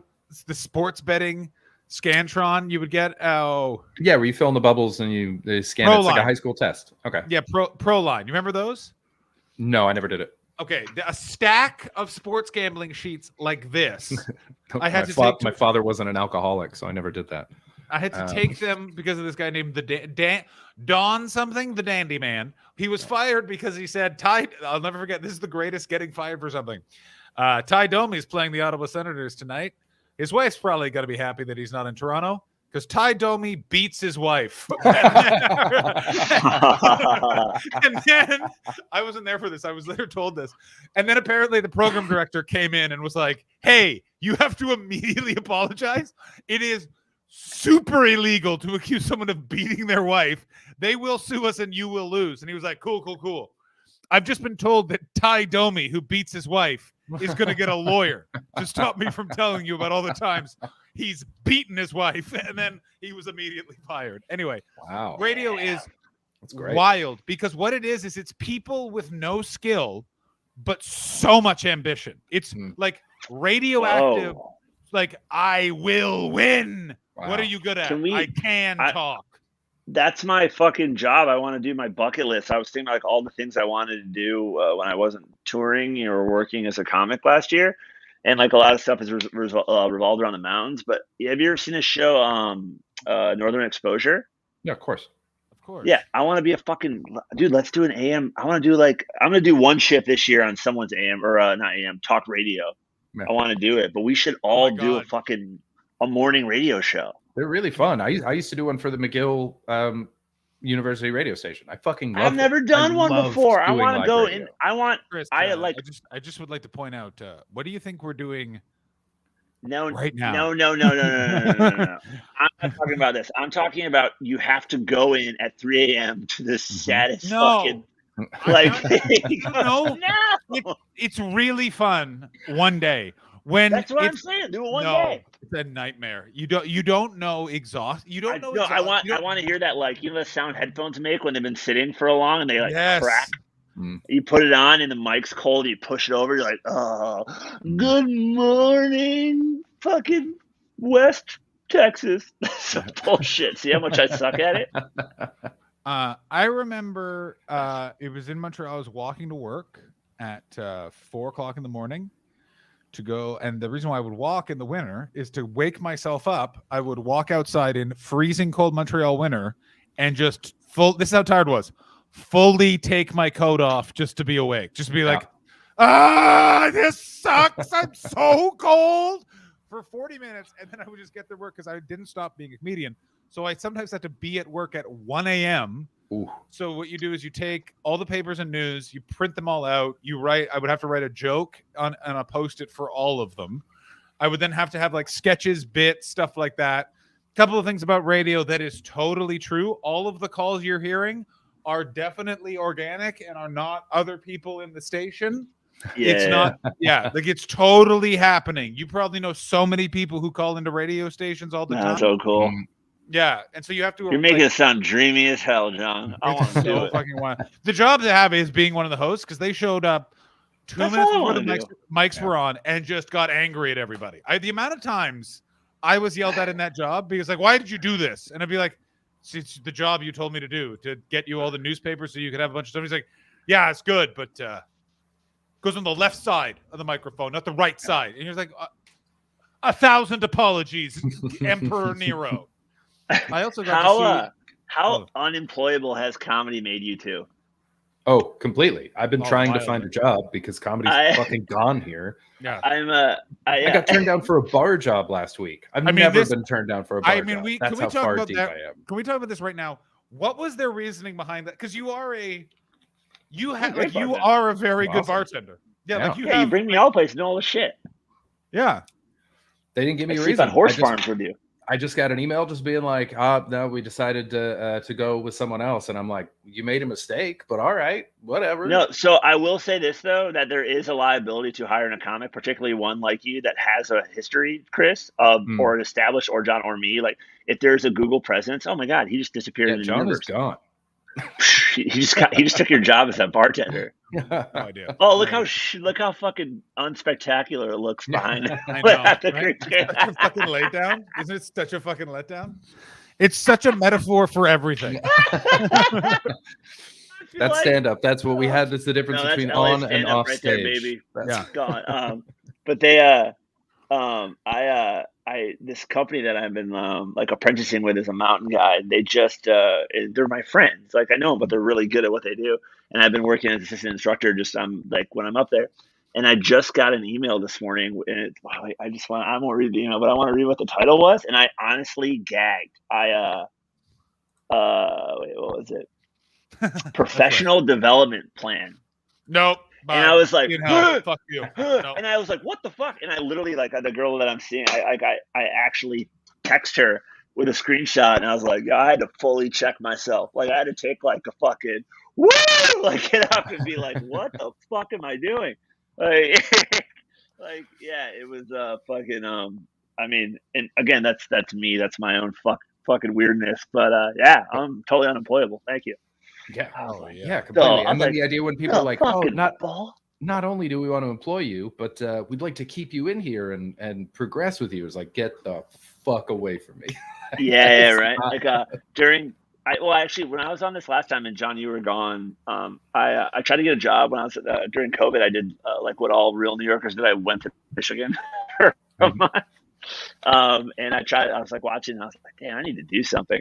And there was these ads on television, and it was basically making Walmart workers look like fucking troops in two.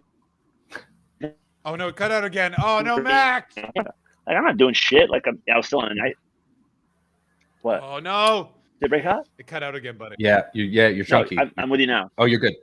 All right. Okay. So Walmart workers. All right. Walmart workers. Okay, Walmart workers. So basically, they were making these commercials. Like it was like Budweiser commercials in 2003 with soldiers. People just clapping when they walk through the fucking hallway. It was like make a difference, being an essential worker. And I'm like, God, I remember those. Oh yeah, I know. Keep going. This and I was like, awesome. dude, I'm literally in Michigan. I'm fucking riding a bike every day, and I'm writing. Well, like fucking, yeah, whatever. Not writing.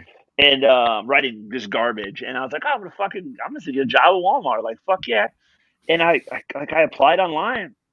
And then like, a week later I kind of forgot about it. And I got a call at like 7 a.m. Like, I'm not fucking up then at that time. And it was a Walmart, and it was like some number in Bentonville, Arkansas. And I was like, oh, it's Walmart. Sick. I'll get my interview.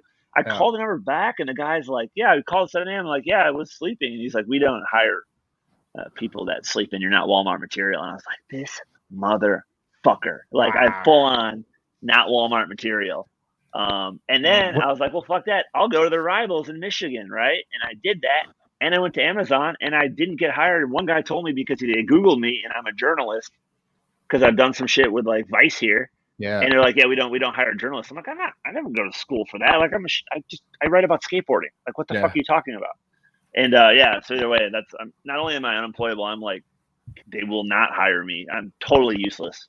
That's pretty funny that they are screening for journalists. That's how good Amazon is. They're like, we better not accidentally hire someone who might talk about what it's like to work. You damn well know I was gonna get glasses with the camera in for sure. Like, and like when the people drop dead in the warehouses, I would get that footage for sure. I was like, have you seen the movie Nightcrawler or what's it called? Night No. Stalker. with Jake Nightcrawler, Gyllenhaal? Nightcrawler. Nightcrawler. Yes, I have Yeah, seen when he it. drags Oh, him into the fuck. good light, I would do that. Like at Amazon for sure. If a guy dropped dead, I would before I revived him, I would drag him into the good light, get that shot. Oh my make god, a that fucking- Set up a that- softbox right next to him. Yeah, like one of these ones right here. Yeah. I remember watching that movie, and I don't remember when it came out, but I know I was dirty texting, and that movie takes a real creepy turn, and I had to like Yeah. hard shut down the dirty texting because I was like, I'm very uncomfortable now. Wait, This movie I thought was you like- got hard. Of course, I was turgid and Yeah. everything while watching it, and I was just like, no, Hard. like this movie is really good, but I am not being erect while appreciating Jake Gyllenhaal's creepiness. Have you guys ever had like mistiming situational? Get a dirty text. Yeah, I and get- like I always get You gotta really put this hard down. during Patch Adams, and I was like, I had it where I brought this lady back to my place, and she was like older than me. I was like 19. She was like 27, and Max, you may not know this about Chris, but in his youth, he was a real cougar killer. yeah, No, do you know that there's a lot of my closest friends are married now, and and as much as I would like to have been around during the single phase, I'm glad we weren't because him and I would not be alive still. We would be dead of AIDS a long time ago. Yes. Yeah, But from other- each other is the weird part. They just get into a game of truth or dare that just got out of control. Yeah, no, I'm not losing that chicken. No way. Keep going. so Sorry, guys. this woman comes over, and it's still like DVDs, right? So we went over to the video store, rented a DVD. I was like, "What do you want to watch?" She goes, "I heard 1 hour photo's good." Nope. And I was like, all right, whatever. I didn't know anything about it. I was like, yeah, sure. Robin Williams, bit of a thriller. Sounds cool. And then there's Bit of a that thriller. fucking scene where The night? he's in the motel room with the wife and he's forcing them to pose in different sexual positions Yeah. so that he can take the pictures to incriminate them. And it was like, well, nobody's fucking tonight. That's for sure. Yeah. That's a Let me wrap put the on this news. romantic movie, Schindler's List. It's Yeah. Get the mood right. It's the phrase in 1 hour photo that'll stick with me forever, which is he's holding a knife and he brandishes it and he goes, "Put his thing in your mouth," and you're just like, "Oh, you just invented and ruined the blowjob, Robin." Yeah. Robin, no. I saw that movie, Yo. by the way. I saw that movie when I was 17 once, Yeah. and it is really fucking disturbing. Yeah. Dude, Robin, fucking what? Talk about like the funniest of all the joke stealers. That guy's a legend. Yeah. Of all the joke Do you- stealers, he is the one who I'm just going to look the other way on because I really. But how funny was it during that Marin interview when they asked him about it, and he was like, because he would pay for jokes, and it was interesting hearing someone that admitted he's guilty for it, and he would pay for the joke afterwards, but then he'd be like, "I thought I paid for that joke last week." Like, Yeah. it's Yeah. funny to hear the other side of it. Like, Well, it's like because that's that's one of the things why I let it slide completely with his reputation is the sort of like, hey, always was like, oh, sorry. Like Yeah, he seemed very much always. like if Yeah. he just got caught up in something, he'd be like, oh my god, Yeah. I'm so sorry. Here's some money for it. But then that he was like, I guarantee people. It was like the COVID fucking loans. He's like, I guarantee people took advantage of it. It was Oh they my found out God. there was free money coming from a rich guy. do you know how many comics I know that own Jeeps now in New York? People with cars here. Oh my I don't know about god! Jeeps, but Yeah, they do. I couldn't believe that because also, by the way, this is another LA scene versus New York scene.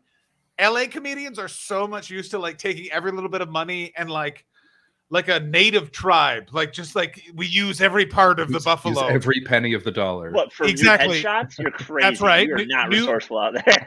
Oh, they fucking are. Oh, buddy, you have no idea because you like asked me like, how long have you been a comedian? 15 years. I make $11,000 a year, and you're like, Mhm. I know 10-year-olds who make more than that. Anyway, Yeah, but that New York sounds comics great is so right true. about now. I went in like I was in New York in September. Max and I tried to see each other, and as usual, it did not work out. Mostly No, because you went Hastings on me, and fucking Jamali was here. There you go. when Yeah. was Didn't that? work I out. had no. John- I had John no. took 4 more No, shows. I I had fucking opened no for idea Jamali. We Jamali were was- hanging out, and I set up a night that we were all going to hang out, and you fucking were like, Mm-hmm. wait, you know what? There's this thing called a cell phone where I could fucking look at this and see what the texts were. But When you were was like, this? I want to look at this. I don't remember this. I remember you, me, and Daniel were going to meet up that night. You guys were going to go to someone's HBO special like rap party, and I was like, no. want That was to do Daniel. that. I don't go to that shit. No, I only go to civilian places. Wait. Oh, this is- I just put John Hastings in my text, and it comes with text. It comes up with Tex because you were gigging a lot when you were here. You're doing a bunch of shows, Yes. I don't and even. I think I still cared about like health. And I wasn't. Oh yeah, no. I was. That was before Omicron, where I was just like, "Is it outside?" And they're like, "No." And I was like, No, "Is dude, the this- building? It's contained was- within outside." And they're This like, was "Yeah, yeah, yeah." before the vaccine, player. That is not. Wait. No, it's not. I was. No, I'm vaccine- joking. I'm joking. Calm down. Oh, no, It was. It totally was. Some Wait, people I'm are looking at. scared. I'm trying to look right now because this is funny. Because anyways, you didn't link up. We did not link up. I thought I was going to see that night with Daniel at that party. That's when I thought you were there. No, you go. What time tomorrow or Friday? Here we go. I know it. I think I'm gonna keep my night off vibes, but give me your number. It did, and then August 25th. What time is the hour running? Yeah, because you were. that's our Someone text. was running an hour, right? Daniel, it was Daniel. Daniel. Yeah. Yeah. I don't want it to come. But to it does. It happens quick here, and it's like I don't. It's the cool thing about you guys is I don't. That's what's so fun about being comics and knowing you guys through comedy. It's like you don't have to have long catch ups. I feel like I'm never away from you guys, even though It's I also slept with a ghost. What's that? It's a pirate job. You know what I mean? It's just sort of like I always think it's totally. like Yeah, get in where you fit in for sure. Exactly, If anyone like- is here in the and when Chris will see this too when he comes and stays with me in New York, like it is not at all a chaperone thing. Like you have to go and suss it out. Like you have to figure it out. Like I remember when Evelyn was here when we were around Christmas, she stayed here, and she's like, I want to go to a party, and I was like a real one, or you want to go to a comics party, don't you? She's like, come to comics. I'm like, God damn it! So like we finally went and like to the comics New Year, and then we went to the bar that I'll take you guys all to, and she's like, this is I'm not saying one's better than the other, but it's you kind of got to run fast and light here. It's just way easier that way. Yeah, it's just it's different. It's also and also she did improv while she was here. Can you imagine that? Is that bad? I don't know what that Wait, means. what? There's I an found a improv in New UCB York? book in my house. Yeah, she did improv classes. Oh, Like, she I have did a like video Oh, of I it. thought you meant improv the classes? improv. Yeah. And then she did I was like- UCB, which fucking UCB's gone now, so I talk shit. But like, I was like a featured performer there. I'd never done a class in my life. I was just stand up there, and I walk in, I see a UCB book, and just this most like guttural, like, no. Oh my god. Is What are you UCB doing, done? Evelyn? Is done? Because are they still? No, I think they're good out there, but they're done here. Yeah, the New York one's shut. Yeah, I mean, yeah, 'cause fucking they have a crazy, real- man. Like that. It's- We ran the mic for them here, and dude, it was like the best shit. I It remember was you so saying. cool. And then Yeah. everybody got fired via fucking Instagram text or a Jesus. yeah. Was that- Everyone did got that the same happen letter. because did that happen because of that one fucking serial creep? No. That dude supposedly is like one. So there was a defense fund set up for the person that accused him or whatever, though, and that guy secretly came back and sued and won a bunch of money. Wow. I don't know if that's true, and I'm not going to say his name, but that's just what I had heard. So Yeah, the guy 'cause who's I- known that as a was creep like- sued the person that accused him and won. Yes, and Okay. won, and I think he might have got. Well, yeah, I don't want to go into speculation here because they're Yeah, fucking. that case is. So Everybody's fucking- really bored and really litigious here. So like, yeah, but Yeah. either way, like that guy's like, you can't say you beat your wife on air, sue and lose. Like, but it was weird. I know. Yeah, it's yeah. But either way, like it's just different. So John's right. When you're here, you just fucking. It is a pirate's job. I've never heard it said that way before, but 100%. Yeah, and it's also You'll the see. thing of if you're New York's the only place where it's literally real time promotion. If they're literally like you'll do a show at 7 and they'll be like, "Hey, you're funny. You want to do a show at 9 tonight?" And you're Oh, like, dude, you'll get when you get the wave. The wave is Yeah. amazing. Oh my Like, God, The first man. time I got it, yeah, you're like, What's like, that? Is you that know, the and like? it's- You do a like from when I started here is you do a 6 p.m. mic and someone's like, hey, you want to come to the show? Oh, you want to do a spot? Oh, that spot was good. Here's another one. Boom. And next Yeah. thing you know, it's like 1:30 in the morning and you haven't even had time to save your voice files on your phone with what Yeah. club or show you were at. And then Yeah. at 2 a.m. you're just like, I've done more comedy in like fuck, you can do 5 or 6 shows sometimes and you're doing 5 to 15 minute spots or longer, and you're like, I just did an hour of comedy, and like, Yeah. I'm not saying it's all good, but yeah, I was, John, I mean, you'll also catch that. that wave. I can I do was 2 a week fucking- here at best. I was Best Yeah. 2 a week. It sucks. I was supposed to meet someone and they were late and I didn't realize I was stood in front of a comedy venue where someone knew me and literally went, John? And I went, yeah. And he's like, you want to do 10? And I was like, yeah. And then I just walked in, Yeah. did 10, Yeah, walked man. out, and my friend was like, why were you in that bar? And I was like, I did 10 minutes. And he was like, what? Yeah, one of the many times. I couldn't go, like, when I was like actively dating, I could not go on certain streets in New York because I used to just like want to see comics and say what up, and like, you know, it just got too weird where it'd be like, hey, do you want to go do 10? And then it'd be like, you know, like, oh fuck yeah, or want to do 5, rad. You go in there though, but they're like, hey, you just got bumped by like it's somewhere random, like fucking what's that TJ guy's name that kind of got canceled? What's his name? TJ Miller. Yeah, it'd be like he's on there, but he's doing an hour, and then I'm with like a date at like some bar at the Grizzly Pear. Oh, yeah. The Grizzly Pear is like a weird, dingy bar that kind of does comedy because it's next to the Comedy Cellar. Yeah, man, and fucking now they're a club. They call themselves a club. When I first started here, my very first show in New York City, like I moved here on January 1st, and my very first show, I did a mic there, and I got on that night, a show I got invited to. There was like 3 or 4 people in the crowd. It's pitch black, obviously. It's stage, proper stage, pretty good. And on the floor, I'm on bombing. There's 4 people in the crowd, and this cockroach runs from left to right. I'll never forget it. And you can hear it going on the road. And this lady just takes her foot, crunches it, picks her foot up, and then the cockroach runs away again. And I was like, I am in New York. Like, that is fucking... You have one of my favorite showing up in New York stories that I've heard, because it's like a movie where, and I'm gonna tell it the way that I remember it, and then you confirm or deny.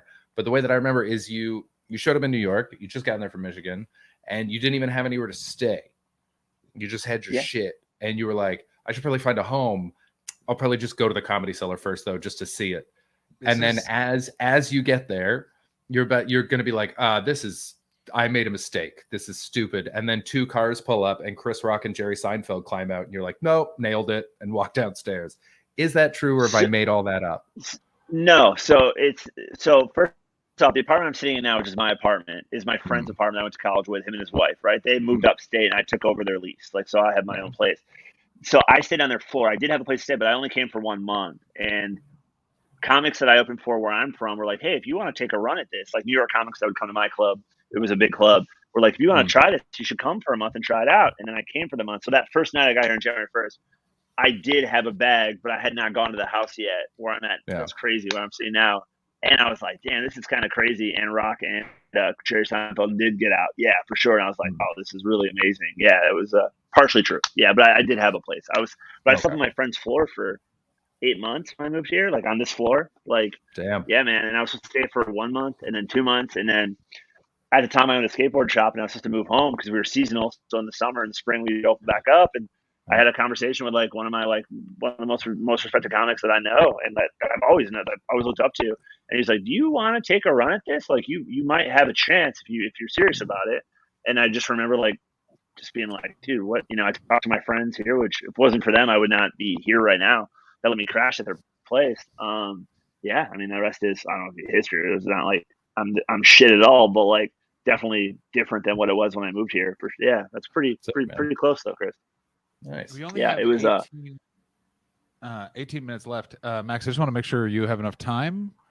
No, I'm good, man. That show, okay, I was. I thought I had to be there by 6:45. I don't have to be there till like 8:30, so I'm good. So yum. If you guys want to do your own thing, pick me up. No. I want to ask you. You were someone. I don't think someone else told me, like some New York guy where I mentioned, oh, I know Max White, and they're like, did you know that he was like were you a pro skater or was that comics? No, I've always been in skateboarding. Like I was decent and I owned a shop, but then it's like sponsored when I was younger. Short answer to like a lay person, it's just easier to say that. You're like, oh, my job was skateboarding for a long time, but not pro. No, and I'm still involved with it still. I still write for skateboarding stuff and looking at skateboards right now that are hanging on my wall because I'm fucking suspended adolescence. But yeah, that's but I'm not a skateboard comedian. I'm currently riding a longboard in abandoned parking lots in LA 2 to 3 times a week to try and overcome PTSD. So, oh no, is it working? For my bike, it is because I can't go. Basically, the wind rushing through my hair used to signal adventure, and now it signals a sense of foreboding. So I have to like, because I got you. I don't know if you know, but I got into like a I'm not going to tell the story because they've heard it a million times, but a cataclysmic bike accident last year. Yeah, like I destroyed my shoulder, my elbow. Anyway, the big long lasting effect isn't physical, it's mental. And I've been trying to I can't get on a bike. I've been trying to, and then I walked towards a city bike to take it out, and I was like, nope, not going to do that. Wow. The one time I have been on a bicycle is when mutual friend Graham K said, let's go for a little bike ride through the city, like through the park. And then he ended up realizing we needed to get across town, and I needed to go to Gotham Comedy Club. So we ended up bike riding through Manhattan at rush hour. Wow. That alone is PTSD. What the fuck was he What thinking? was also really annoying is at a certain point I had to go, Graham, you don't know how to bike in a city. I do.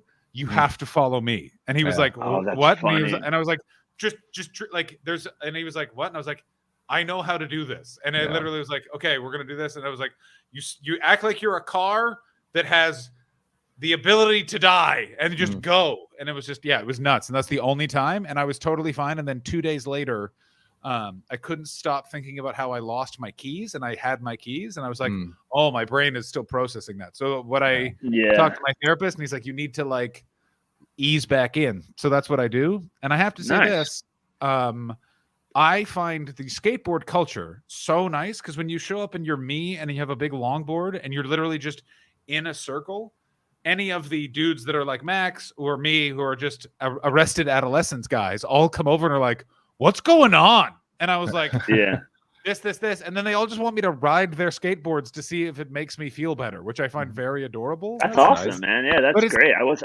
going to lead off with making fun of you for riding a longboard, but that's way behind on shore now. So no, that's great. The reason why is because it's like I also have dyspraxia, and I didn't think I was going to be able to ride a short one, so I just got a long one because it's easier to ride. I could tell by the like your soul when you started that story. Like, don't go like I don't ask kids anymore why they wear helmets when they skate, because last time I did, this kid's like, oh, I had a traumatic brain injury, and the only way I can ride is that my parents are like, you'll die if you take another hit. I'm like, I'm never going to ask that question again. So that's good though. That's nice. But the one thing I will say is skate culture now, to my point, is it's like where all the nice jocks are. Do you know what I mean? Like it's become the new Little League, which is a whole other conversation. It's become like, what? I didn't hear what you said. Sorry. The new Little League. I mean, it's something oh God, yeah. It's something like, I forget. It's like 90,000 baseball mitts are sold in America a year, which is the old one. And now it's something like 9 million boards or something crazy or whatever. I mean, I used to own a skate shop. I don't even know the number. It's fucking, I mean, it's insane. Now it's an Olympic sport, but it's how do you feel about it being an Olympic sport? I found it such an interesting reaction. I think it's fucking awful. I think I'm happy for my friends that are here. They're professional skateboarders and can make a living at it. Going that, I think it's like taking art and just making a sport out of it. And not even because it's a sport, it's just a matter of the IOC in general. And I went to college Olympic boxing facility, like a Olympic training program. I know the ins and outs of this entire program. They're based on making money. It has nothing to do with sport. Has nothing to do with. Now the IOC it's corporate greed masked by nationalism, which is super weird because they're both bad. And I mean, what I just found, the one interesting thing about it, of skateboarding being in the Olympics, and it's part of the reason why I don't like it, is my grandmother is like, skateboarding's pretty cool. And in my head, I'm like, Nana, I love you. I think you're cool. You should not think skateboarding is cool. Like that. I'm like, I'm too old. I'm in my life. It's gone from literally people of a certain age being like, we need to take care of these skateboarders. They're ruining our corporate art. It was illegal in my hometown. You couldn't skateboard. Yeah, it was awesome. I mean, I had like what? I have like, you talk about PTSD. Like I had cops when I was younger, like 9 and 10 years old, where they would come into my classroom, like when I was a kid. And like they would, like I got arrested when I was little, and it was for Trampled Flowers, this place we'd always skate. And then come to find out, this like cop was completely unhinged, and she fixated on me because where I grew up skating was I was a white kid, and the rest of the kids were black. Not the rest of them, but a lot of them were. And so they would just like, it's insane. Like I guess the more elevated answer would be to be like, yeah, I'm glad more people can make more money at this, and it's fine. People I know that are riders and professional skateboarders. If you continue to make and live this life, skateboarding, that's great and all too. But the down and dirty is it's fucking. Well, I mean, if it follows the hip hop trajectory, we're about 5 years from whatever skateboarding's P Diddy is. That means we're 7 years. Chris, that means we're 7 years away from whatever skateboarding's Ja Rule is. It's Agree to disagree. murder. I can't. And also too is like this is what's interesting, and that I find about it is like so hip hop. There's always like culture worldwide. Like American culture permeates every culture, right? Like all of our pop culture references, everything they're all reference, right? Well, at some point, like probably 10 years ago, hip hop became the mainstream culture in American, which then becomes the world culture. But then hip hop started taking from skateboarding, like Travis Scott, Ray Schmerd, all these guys like started doing like Nike SB Dunk collaborations. So now you literally have skateboarding controlling the world in terms of like style, and you've got Justin Bieber posting clips, which is fine if he skates. That's awesome. It gives him a good feeling. But then attached to that are these corporations that are like let's hop on that new skate train. But whatever, it's a fucking Shepard Fairey already skating Speed 80. That's funny. Yeah, he definitely is, and he was on the game back in the day. Who's Shepard Fairey? I know the name and I don't know why. He's a street artist that did the Obama. Street artist that did the Obama Hope thing, and he also did all the Andre the Giant, that clothing line I can never remember the name of with Andre the Giant. Obey. Also, fun fact about Shepard Fairey, you can just meet him in various coffee shops in LA because for being a guy who has like a gazillion dollars, like still like apparently lives in like a small house in Silver Lake and does not acknowledge it. And you're just like, that makes me really. Also, another Shepard Fairey story. He was that's the story I wanted to tell. Sat in a coffee shop and a guy walks up and goes, "Hey man, I love your art. I'm an artist too." And he goes, "Let's see your stuff." And he goes, "What?" And he's like, "Let me see your stuff." And he's like, "Yeah, it's really good." And he's like, "Here, this is my art dealer. I'll call him right now. Go have a meeting." And like, and it's awesome. like Shepard Fairey's like the notorious for like the door of access into art. He's like holding open with both arms and is like, "Come on, let's go. There's a bunch of fucks in here with money. Everybody, draw on a shoe." Like it's really one of those things where you're like, I've announced a lot of skateboard contests all over, and in Cincinnati, he came to one of the events there, and he was a hired artist. They were doing some like Obey thing. This was years ago, but he was very nice. He was like very aloof. I mean, not in like a cool guy way. He was just like, "Yeah, this is cool." Just like watched and hung out. I got nothing. That comment down there, Rune Lifberg helped design a new public skate park here in Denmark. Fuck yeah, Rune Lifberg is an old skater from. Is he? Comments help me. Is he Finnish or is he Norwegian or is he? No, he's Danish. He's probably Danish. I'm gonna guess he's probably Danish because if I know anything about Scandinavia. There's no way the Danes are letting some fucking Finn build their skate park. If they wanted a skate park that spelled out "We beat Russia in the war," they just build that themselves. There's a lot of great Finnish skateboarders and Swedish, but they're What's the short answer? What's the hot shit in skateboarding? What's the hot shit skateboarding right now? Because like when I was a kid, it was during like peak X Games, Tony Hawk 900 shit. So it was all vert. And we just come out of like a lot of street stuff. But it was like Bob Burnquist doing the loop and shit like that. Yeah. I mean, it's more like street kids. Like Tashawn, who's a kid from here from New York. That's like the face of Adidas. I mean, Jonah Hill kind of like made a movie called Mid-90s. It was like his version of Kids. Took a lot of New York City skaters and kind of made it out of it. Tashawn, I would say Tashawn probably. He's like all over Times Square. Which is sick, ripper. Street skating is what's kind of hot now because it's urban. Yeah. And it's Isn't it funny? Did they finally stop? Did you hear fucking this off topic? Did you hear Michael Che's bit on the term "people of color"? Is that in his new one? It's in that show that he has, that Michael Che television show. Oh, I haven't watched it. But he says he's like, "Please stop calling me colored." Yeah. I never thought about it that way. Why would I? But it was really fucking funny. There's a British term called BAME, which is the BAME? media term. Yeah, it's black. Is that like dogging?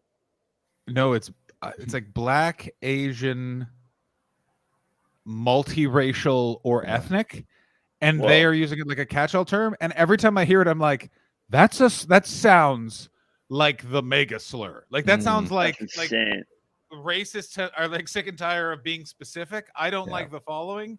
They just made one. Like it's just like, what do you do? Like stop. Yeah, if you think you're helping, you're not. There's a lot of like names for things like that feel like they were definitely invented by white people. Like I always felt that way about urban. Oh yeah. Where it was like that was my next question. That's clearly a white person did that. That's That insane. was the urban element. And it's That's like, how we're like a lot of the comedy I started doing was all like black rooms, and they'd be like, course. when I first moved to New York, they're like, "Oh, you've got an urban background." I'm like, what the fuck did you just say to me? Like, what? And then you realize you're like, oh, I guess it's just a term that people use. I still don't in like comedy. it though. It always felt short lived. No, I remember don't the first like it time at all either. it's a black show. It's a black show. That's it's like I just think don't it's like these weird. I don't euphemisms. know.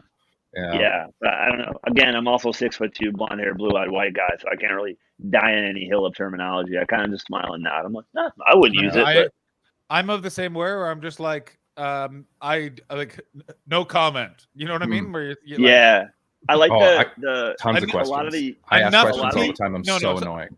But enough of people like me have come up and been like, yeah, I already know that you've shown up and been like, but why? Where I'm just like, I don't care. Yeah. But a lot of younger NBA guys now are pretty awesome in that they'll get these questions that are loaded. Like, what do you think of these movements and stuff? And they'll be like, what do you think of them? Yeah. And they just turn it over. Like, hell yeah, good for you, kid. Like, good for you. Bill Burr did it too. Bill Burr had like a morning radio attention. Try to think of it. What's that? Here's my question. In skateboarding, has there been like a Bill Cosby of skateboarding, or like has there been? Oh God, yes. Oh, because I was like, there has to one that lives 2 blocks from me. What? Like major Nike athlete. Oh, for sure. Wow. Not like not the same. Obviously, the pathology of Bill Cosby, but not nice. Like, yeah, for sure. Yeah, for sure. You don't hear about it, like wrestling. But the culture isn't. When was the last time you could name a skater, John? Tony Hawk. Yeah, exactly. So it's not like mainstream. Yeah. Like we don't even know the most famous ones. Let and it's the ne'er-do-wells. But yeah, I mean, I watched that Vice documentary on skate apocalypse. I would have learned that guy's name, but I was too busy being like, how is he not dead? That is so many different brain injuries. Yeah, it's a weird one. Again, it's like anything. It's just like skateboard, and it's also too. It's funny because people will be like, "Oh, you're a skateboarding comedian." Like, no, and there are those, and there's an LA guy that he was just here doing it. And big ups if you want to do it, but I'm not. I don't like people that are like, he's the accountant comedian. I don't like that. Yeah. Oh, there's a guy that was on. I can't remember his name right now. He did Bert Kreischer's podcast with Tony Hawk, and he's like a skater, but he also does stand up. He does. He's in with the what's Big J's? Is it Legion of Skanks? Oh, Legion of Skanks. He's in with those guys. Yeah. I mean, again, like, get in where you fit in. Like, if that's your thing, like, fuck yeah. But like, it's just weird to me. I'm also old. I'm supposed to hate things. Like, I'm not into it. Like, Jason Ellis. Jason Ellis is his name. Oh, well, he's like an old pro skater, and then now he's like an MMA fighter. He's like the original broadcaster. Oh yeah, but I mean, that guy is like. He was never a comedian first off. He's like a radio personality, but before he's like an OG pro skater. Yeah, he can do whatever he wants. But all right, cool. I'm kind of talking. I think John, the look. Max? Oh no, Max. While Max is delayed, I just want to bring up Kimmersby's amazing comment. BAME is the detention center of words. Just group them all together. Phenomenal stuff, Kimmers. We have abandoned the Governor General of the Stream bit months ago. That's great. And it could be the LGBT, but it's not. It feels like it's a similar like. Here's what it is. I can explain for opposite intentions. Here's what I can explain. Imagine if LGBTQ was invented by a straight man trying to yell at a big group of gays. Which very much like LGBT is like us, and BAME is the them. It's sort of like it's where the name came from. Who are Don't you give your bit away, Beth. Your community or those people? Yeah, it's people who aren't us, Tories. That's very good. Or it's a government term. So yes, a Tory. White Republican. Okay, you're okay. Got it. Yeah. All right, boys. I gotta get out of here. Thank you so much for having me. I want to come back on now and talk more shit. Thanks for coming up, Max. Is there anything? Are you doing anything that people can find you on, or listen to, or read? The podcast, if you want to, on YouTube. It's Max White Presents. I haven't done it in a few months because I'm being pile. But yeah, and just Instagram at This Is Max White. And did you say anything about when you're doing your thing, Chris, on here yet? My what? Your thing that's My coming recording? up. The Yeah, album recording? Yeah, March 19th. download that shit when it comes out. Fuck yeah, Yeah. that's gonna Well, be won't come awesome. out for a I'm while excited. after that, but that'll be sick. That'll be good. Chris, Yeah, are you okay, going awesome. with the title that I think you should use for your album? Put a bets on Chris. Oh wow, that's Fuck off. just You take just him signed off. off on He's that? gone. I just kicked him out.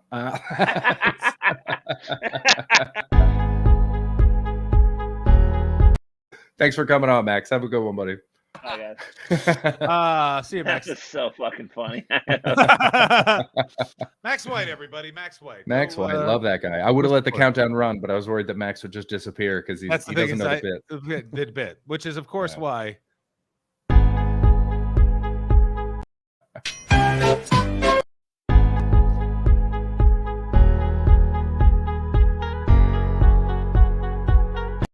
It is not going to be called Piss Bets. It is going to be called Piss Bets. I have no idea what to call it. I still have no clue. What the Put a fuck I'm bets gonna on call my Chris! album. I have no idea what I'm going to call it. Uh, Bets get excited in here. Oh yes, please. Very silly. What about Um, Chris Bets, please? Chris Bets, please. Like in that Uh, voice. We're still going. What's up, Ashley? But we're about to uh, shut it down. We just had a We're lovely about to shut time. it down, and I'm about Unless to you have want a to nap. jump on, give us a quick update. Give us a quick update, Ashley, if you want to jump on. We're going to end pretty soon, though. Yeah. Yeah, I have no idea. No fucking clue what to call my goddamn album. Someone told me a good idea recently and I forgot it, but I wrote it down. We'll get there. I got tons of time. I got nothing but time.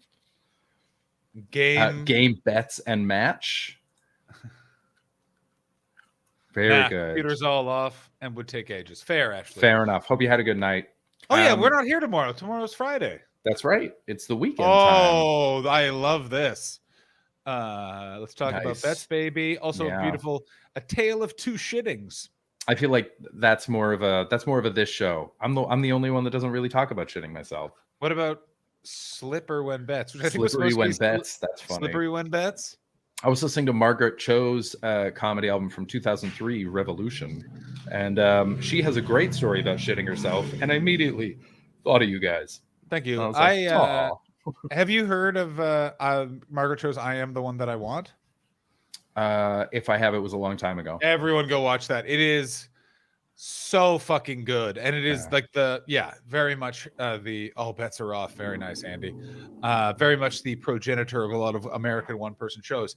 Guys, here are my plugs and regs. I would like you all to plug and go and support Chris Betts. He has a coffee. Go get it. Also, join the Patreon if you haven't joined it. We'll be doing a gaming stream next Wednesday with patrons. That will be the stream on Wednesday.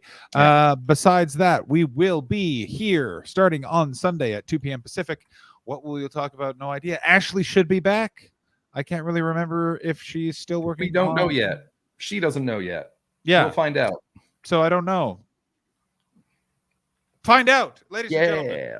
All I want to know, here's what I want you to say is also go. Ashley has a coffee, buy her coffee. We all have a Patreon, join our Patreon. I think Ashley's here on Sunday, so turn on Sunday to see if she is here. Chris, I think, is going to be here on Sunday. Yeah, So tune in to see Chris. I think I'm going to be here on Sunday, so tune in to see me.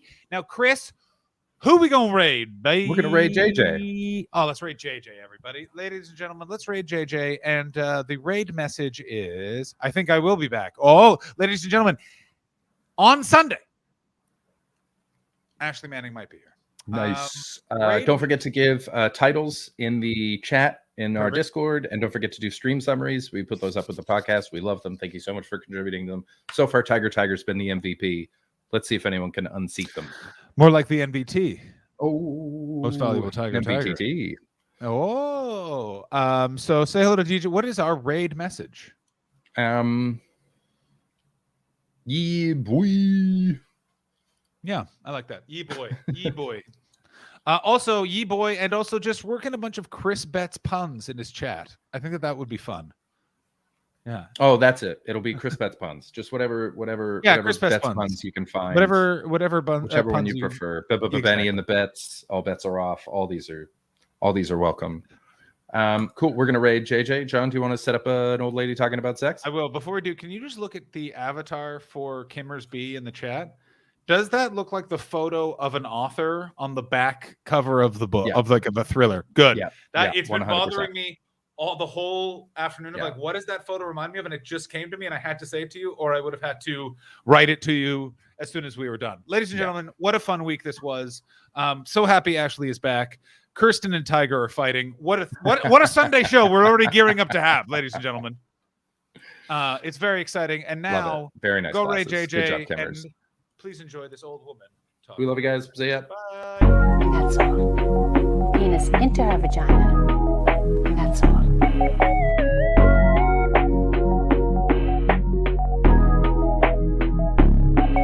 that's all. And that's called sexual intercourse. Some people call it having sex. So the man passes the sperm to the woman, and now his sperm is in her. Maybe you're wondering if a mistake could be made when having sexual intercourse. That can't happen.